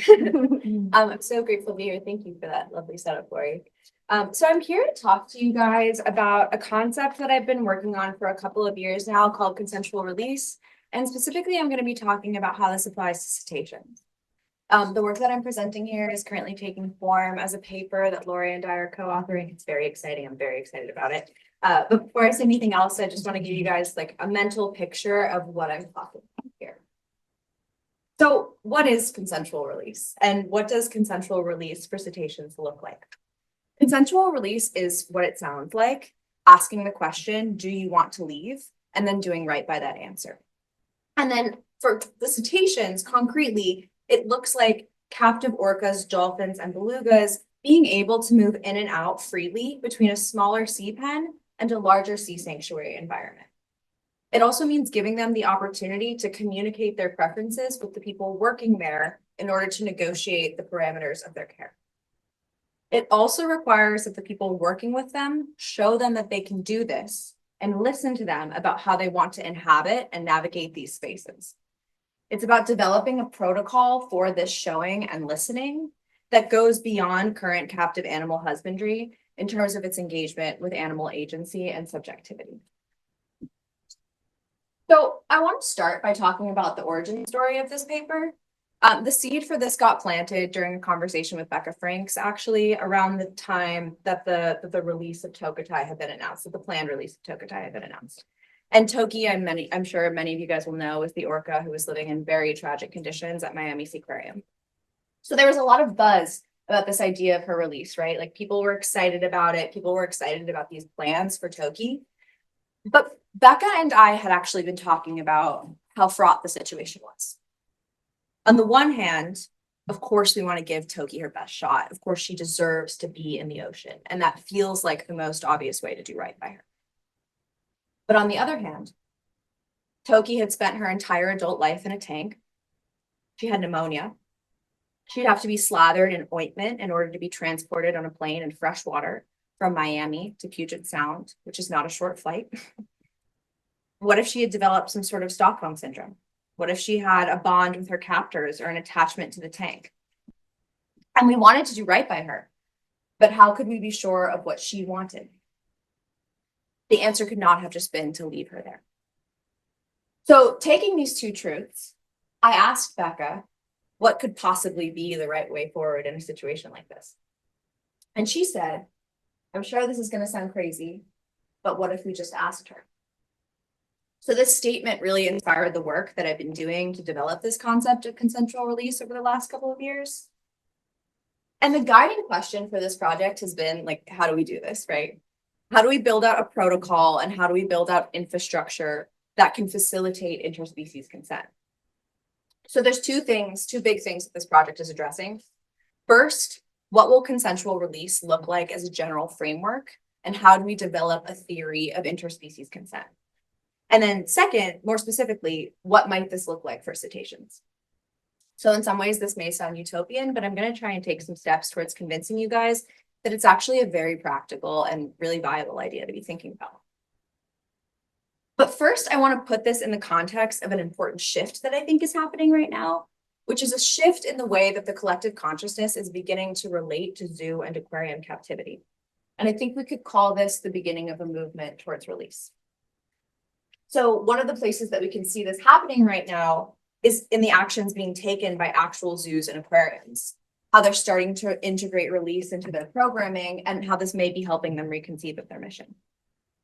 We can look at programs like the Sea Otter Surrogacy Program in Monterey Bay, where orphaned wild sea otters are taken in by resident captive sea otters, raised and then ultimately released, or programs like the one at the Two Oceans Aquarium, where all of their sand tiger sharks are wild-caught juveniles who stay for a few months or years before being tagged and released back into Brussels Bay. Mystic Aquarium, which isn't all that far from here, has released over 30 wild harbor seals since 2023 after taking them in and rehabbing them after they had been stranded all over the Northeast coast. And like, obviously these efforts are necessarily limited in their scope, and that the background is that in general, zoos and aquariums aren't doing that much to change at all. But I think these programs do indicate that these institutions are sort of starting to grapple with questions that have been really taboo until now. Some of those questions are, do captive animals need to stay captive? What are we keeping them captive for? Does there need to be a hard boundary between the tank and the wild ocean? At the same time, there's pressure from the outside, right? Like, I think I only need to gesture at this. We're all familiar with Flacco the owl, the famous escapee from the Central Park Zoo. We're all familiar with Happy the elephant, whose legal personhood and the right to leave the zoo was argued for in court by the Non-Human Rights Project. I think these are stories that are inspiring people, that people are excited about. They're definitely stories that are generating a lot of press. But these cases are few and far between. We're talking about a couple modest programs and the occasional non-human folk hero. And we have yet to really start grappling with what release could look like on a larger scale and as a more regular feature of institutions of animal captivity. So I think that some of the work that really needs to be done now is just to imagine what this might look like. What might it look like to integrate consensual release into some of these spaces? There's one big question that this project by design does not address, and that's the question of candidacy. Which animals are going to be able to thrive in the wild? And how do we know which animals these are? Concretely, with the cetaceans that I'm talking about here, release to the wild is likely not on the horizon. These are animals who, in all likelihood, are not going to be able to hunt in the wild. They were captured as juveniles or raised in captivity, and attempts to help them learn how to hunt, and then also importantly, to learn how to hunt and to prefer feeding themselves, have so far been unsuccessful. So, given the current state of the art, they're probably going to need dedicated care for the rest of their lives. That doesn't mean that we can't give them more autonomy and more agency about where they're going and where they get to be. We're trying to get as close as possible to restorative justice here, to repairing what we've done to these animals. So how do we do that? What are the protocols we need to set up? And what is the infrastructure we need to design? These are pragmatic questions, but they're also philosophical ones. Because if what we want to do is ask an animal, do you want to stay or do you want to go? To ask this question and to be ready to listen for the answer, we need to develop a theory of interspecies consent. So what does it take to obtain consent? What does it take to ask someone with whom you don't share your species language, is this what you want? And what does it take to get a clear enough answer? Because no matter what, right, like as in any form of communication, there's a risk of error here. And the idea behind this project is to ask how we might minimize that risk of error without committing the bigger error of not even trying. So the first thing that we look at is preference. To be able to consent, there have to be things that you want and things that you don't want. Consent is a mechanism for making sure that someone really does want something in a high-stakes situation. So before we get to release, we have to look at preference. What do your behaviors seem to indicate that you would prefer to do? That preference has to be legible. To honor what an animal wants, we need to be set up in order to listen. And one of the prerequisites for that listening is a relationship and trust. The really classic example of this, I think, is a dog asking for a walk or a dog telling us that he doesn't want to go for a walk, right? We all know our own dog's specific way of asking us to go outside. And we learn that way through building out the relationship with them and building out the trust. That's one part of the channel of communication that we really need if we want to receive a message that an animal is sending. It's just one part, though. We can think about the channel of communication in terms of hard and soft infrastructure. And by hard infrastructure, I mean the built physical setting and what possibilities it affords in terms of communication. What does the tank, what does the bay pen communicate to the animal? And what does it allow the animal to communicate to us? Think about the room that we're sitting in right now. The doors, the tables, the chairs. These have physical uses, but they also form part of an infrastructure of communication. They tell us what ways we can use the space, and in this way, they enable us to give legible signals about how to use it together. The chairs indicate you can sit here. The tables indicate you can put something here. The door, most importantly, indicates you can leave. And these elements of the room facilitate little unspoken protocols about how to be in the space together. Like when two people reach the door at the same time and there's this little wordless gesture. So I want to show some mock-ups I made for a previous iteration of this project. In fact, these were shown last year by Ilan April at his talk at this very conference. So what you see here is a site-specific mock-up illustrating what it would take to afford sand tiger sharks living in a coastal aquarium access and consensual release into the ocean. This setup is a tunnel joining an aquarium tank right here to a larger netted off section of the sea. It contains a series of button operated gates. It's kind of blurry, but here are the buttons and here are the gates. And it's intended for sand tiger sharks and is built around their behavior and their prior experience with target training. So the idea here is to not just offer access to more space, which is something that we know captive animals like, but in the shark's case, a button-operated gate would let us quantify ocean-seeking behavior in terms of intensity and frequency of button pushing, so that we can start to tell the difference between a transient desire to leave the tank and a robust preference for being in the ocean. But consent isn't just about standing back and reading someone's behavior. You can't secure genuine consent from the other side of a one-way mirror. Consent is embedded in a pre-existing relationship.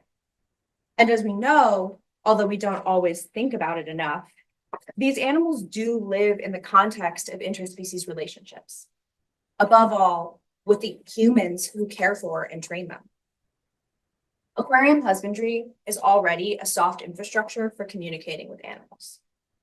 But it's a one-way communication in which the animals are not empowered to talk back.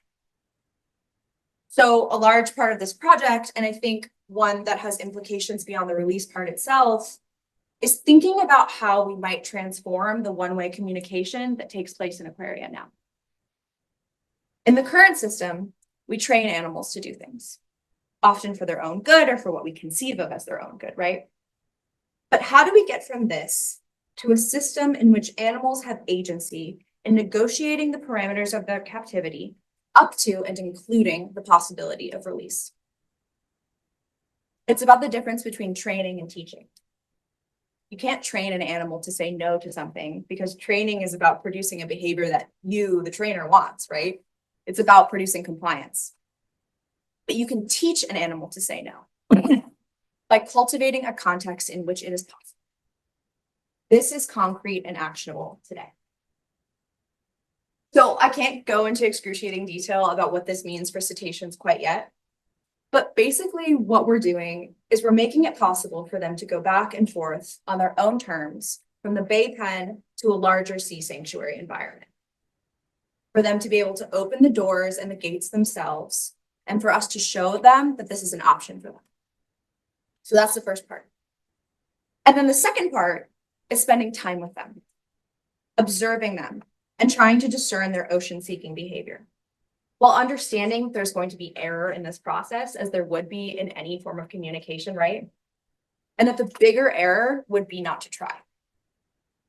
So this idea, if implemented, would be enormously expensive.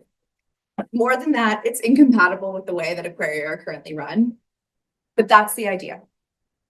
We've limited our ability to afford choice and agency to these animals. We've limited it through both the hard and soft infrastructure of the currently existing aquaria, which are closed to the sea and closed to animal agency. As we work through developing these protocols for interspecies consent, we get closer to an opening. Thank you.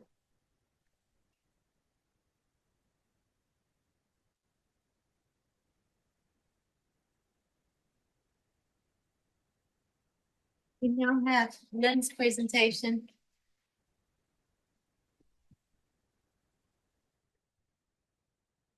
Hello, everyone. My name is Professor Lynn Snedden. I'm based at the University of Gothenburg in Sweden, and I lead the Aquatic Animal Welfare Group, where we investigate how to improve the well-being of captive aquatic animals. And today I'm delighted to join you on this World Aquatic Animal Day, and I'll be discussing safeguarding the welfare of captive whales and other cetaceans like porpoises and dolphins. These animals are magnificent and they are vitally important in maintaining the ecosystem's health and also biodiversity.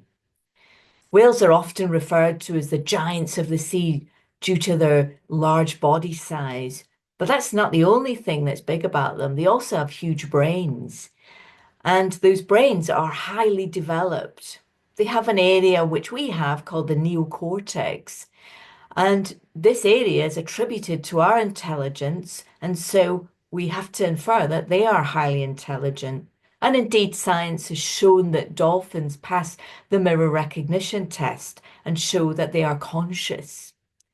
These animals form complex social relationships, have very detailed communication strategies, and many people, of course, enjoy whale songs. They're able to teach each other skills such as hunting. And these skills are not only transferred between individuals, but they're transferred culturally, where many generations show the same behavioral strategies. This all suggests they are highly intelligent and complex animals leading very interesting lives. However, we keep these animals in captivity. And we keep them in a very small, restricted space. These animals travel many, many miles and are motivated to do so. Orcas, for example, will travel as far as 150 kilometers per day, and yet the largest orca tank is only 70 meters long. When denied enough space and stimulation, these animals show abnormal behaviors and they perform stereotypies. They also are very aggressive, and this can be very dangerous for the humans taking care of these animals. They're kept in very small groups, yet in the wild, they live in pods or groups up to 100, and they can choose when they want to be with their own pod or when they want to leave for periods and return at a later date. The fact that we force them into these small groups can result in aggression towards each other, and that leads to injuries and pain.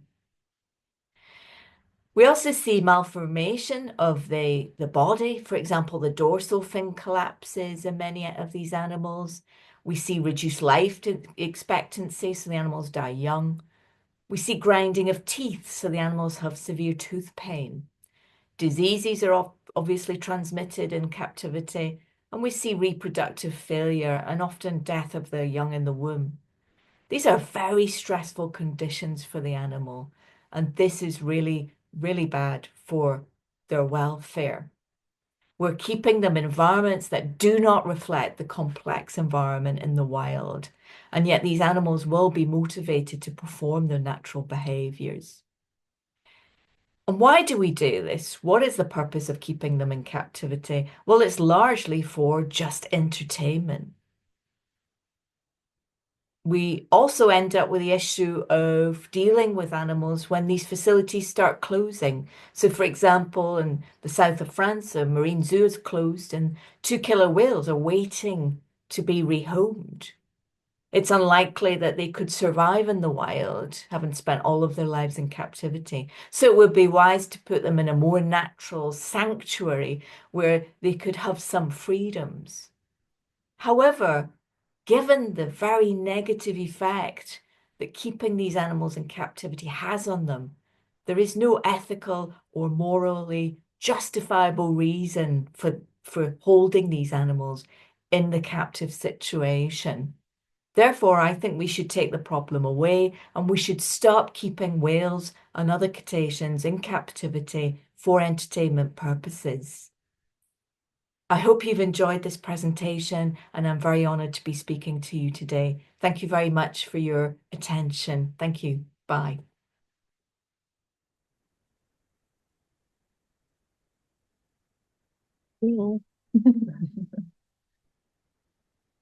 Hey, everybody. Thanks for sticking around to the last one here.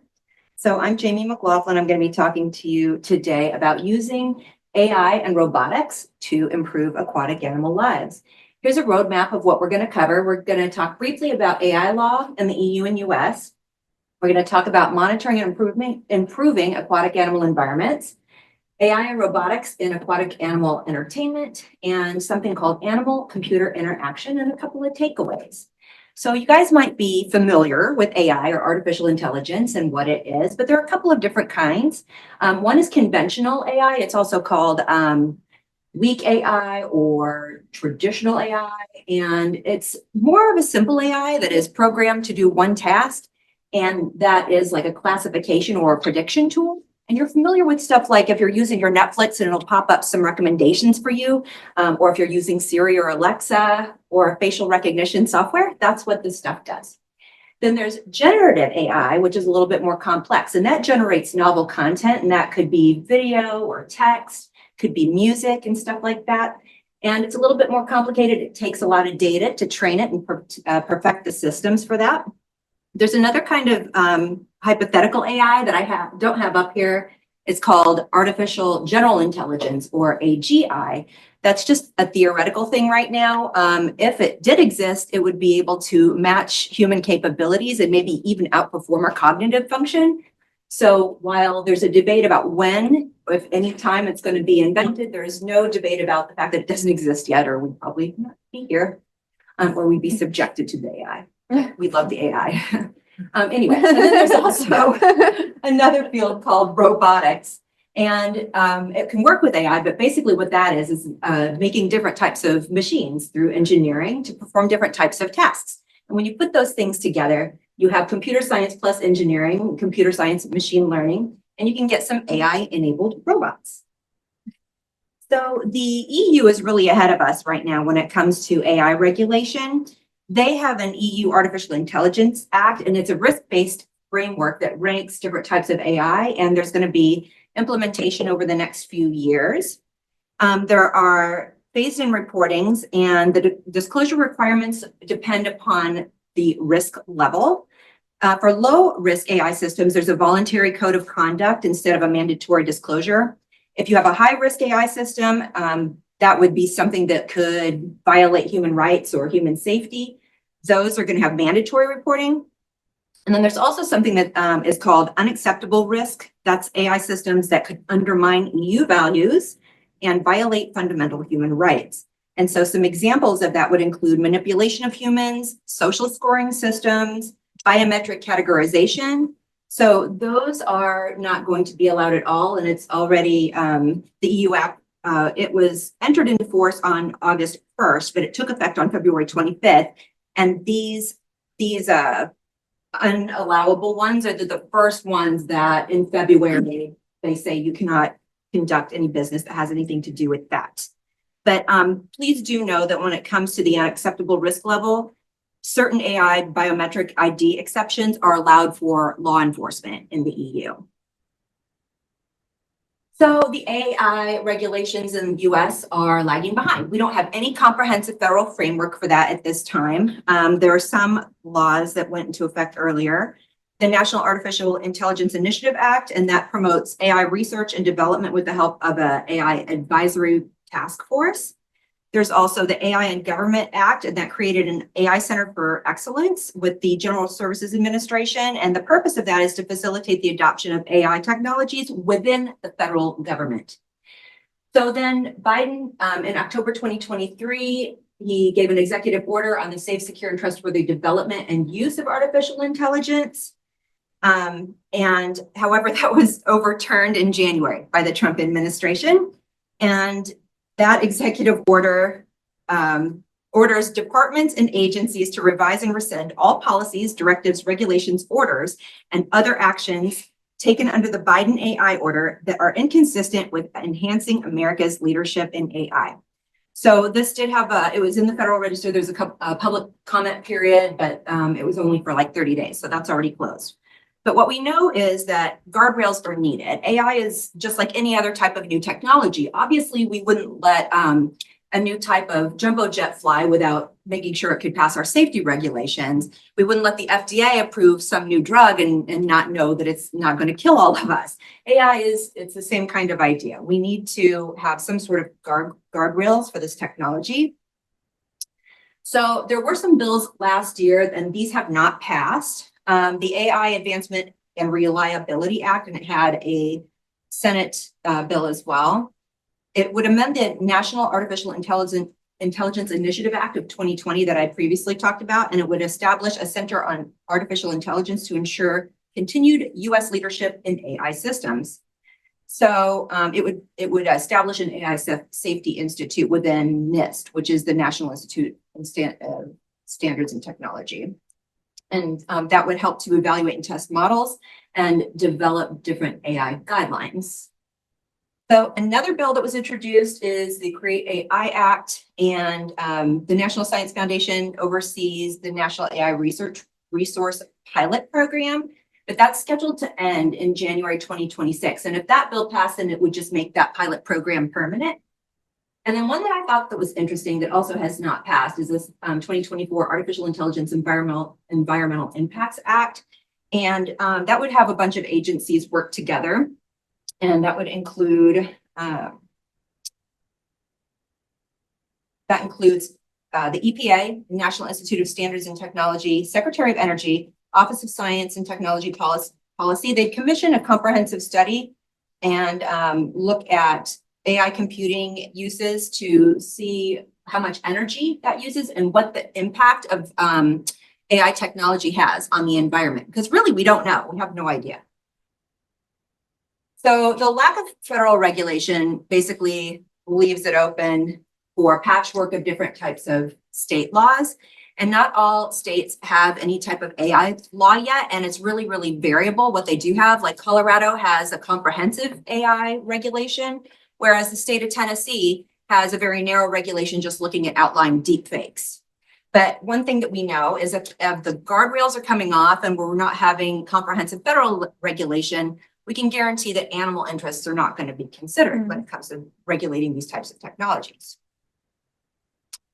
So one of the first things I want to talk about is monitoring and improving aquatic animal environments. So new types of robots and AI can be used to monitor these environments for lots of different reasons. It could be to research and study different types of animals. It could be to track climate change and note current changes and stuff like that.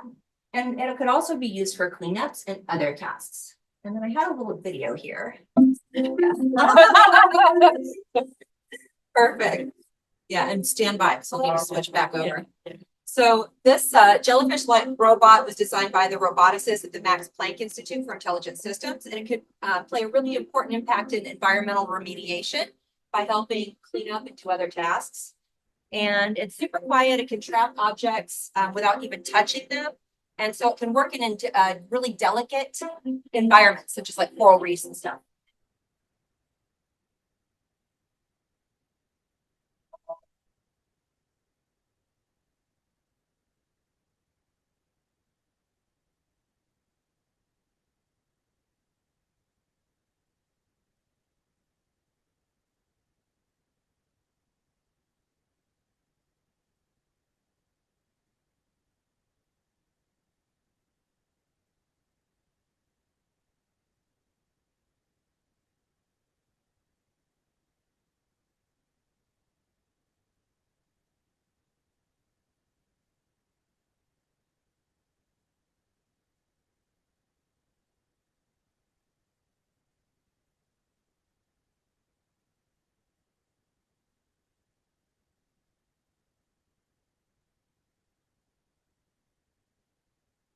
Okay, so AI and robotics and aquatical animal entertainment. We've heard today from everybody about how imperative it is for these animals to not be used in entertainment. And one way to do that is through zoomorphic social robots that look and act like biological animals. And so we could replace the captive cetaceans and probably other animals as well that are used in entertainment. Now, dolphins are only one type of robot that this company, Edge Innovations, makes. They also have orcas. And then outside of this, there are lots of non-aquatic animals that are being created to get animals out of entertainment. So for example, there's a project in India to recreate robotic Asian elephants that are often used in temple ceremonies in India. Yeah. And so that's happening right now. So as of about 4 years ago, one of these things costs $26 million. So that's a lot of money. And I don't know if all the well, to me, it's a lot of. But, so I don't know, like, if that's still how much they cost, and it could be made cheaper, or there are other companies that can make it cheaper. But when we compare that to a live animal, the numbers still don't work out. You know, the live animal wins if they're trying to cut costs, because it's $100,000 to $150,000 to get a live dolphin, a sentient, autonomous being, to like capture them and put them in some dolphin show in an aquarium. Dolphin Research Center says it's $40,000 in annual care. If we look at the lifespans of dolphins, and bottlenose dolphins, as Lori had mentioned, are the most typical ones. That's like $1.6 million for 40 years of captivity, still cheaper than 26 million, but what's the ethical cost of that? Not working. Was not to click that. Come on, go ahead. Oh. Sorry. Hey, do I get extra minute for technical difficulties? Thank you. Okay, so I don't know if you guys have heard of this, but this is another way to replace animals in entertainment. The first 3D holographic zoo opened up in Austin, Texas this year in January. And it's billed as the future of wildlife encounters. Right now, you can go to Africa, Australia, and you can even go back in time and see dinosaurs. So it's pretty advanced. And the immersive experiences are really important because they create like lifelike, engaging experiences, but with no captivity and no cruelty. And then there's no cost or guilt about imprisoning and maintaining live animals. And then at virtual zoos, these experiences can be modified with new programs over time. And so kids can learn more stuff. You can, bring them back multiple times. They even have an arcade. So if I went, I would drop my husband off there. And it's BYOB if you want to have a party. So you should know that. Virtual reality, I want to talk a little bit about that, or augmented reality. It can provide a substitute for viewing and interacting with captive animals. So some studies have indicated that VR can enhance learning more than regular learning. And of course, I could not talk about this subject without trying it myself. So that's my niece in VR gear in my living room. And so we did this project and she helped me check it out. We could go to any location, any species. It's inclusive. So you can't, go on African safari. You can still do it this way. Or if you have a disability or, you just want to learn about this stuff, it's very inclusive to be able to do it. And we just called a company in Portland, Oregon called Worlds Beyond, and they hooked us up.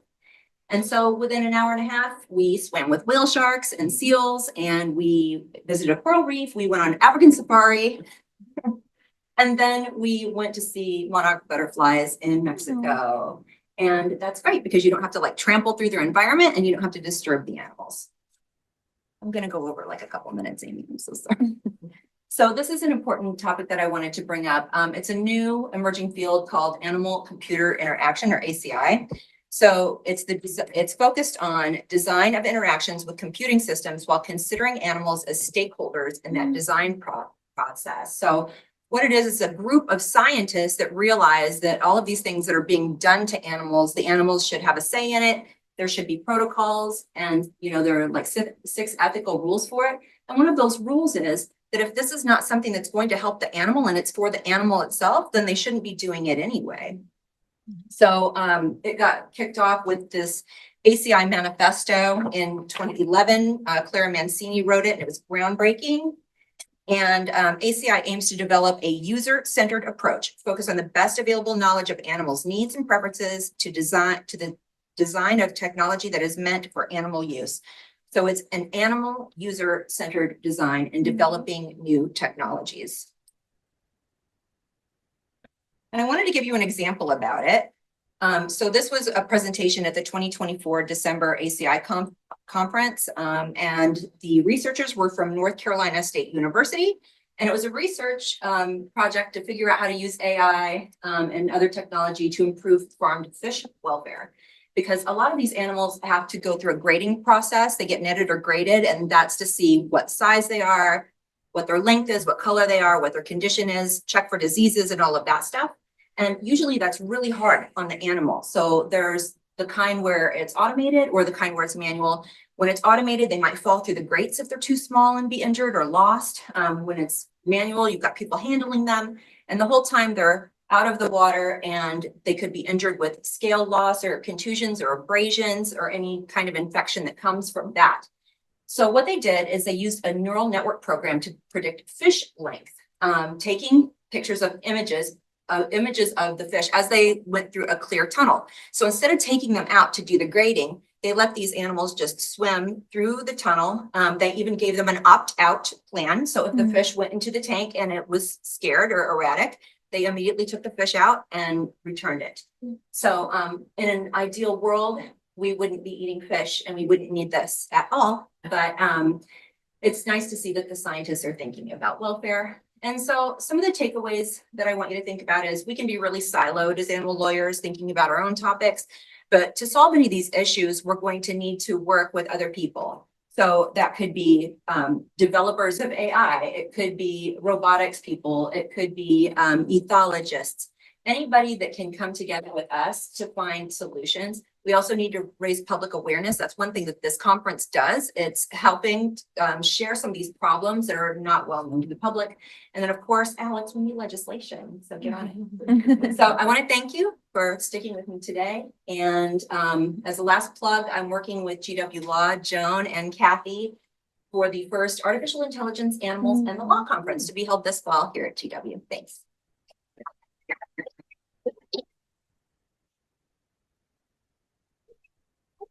That concludes our program.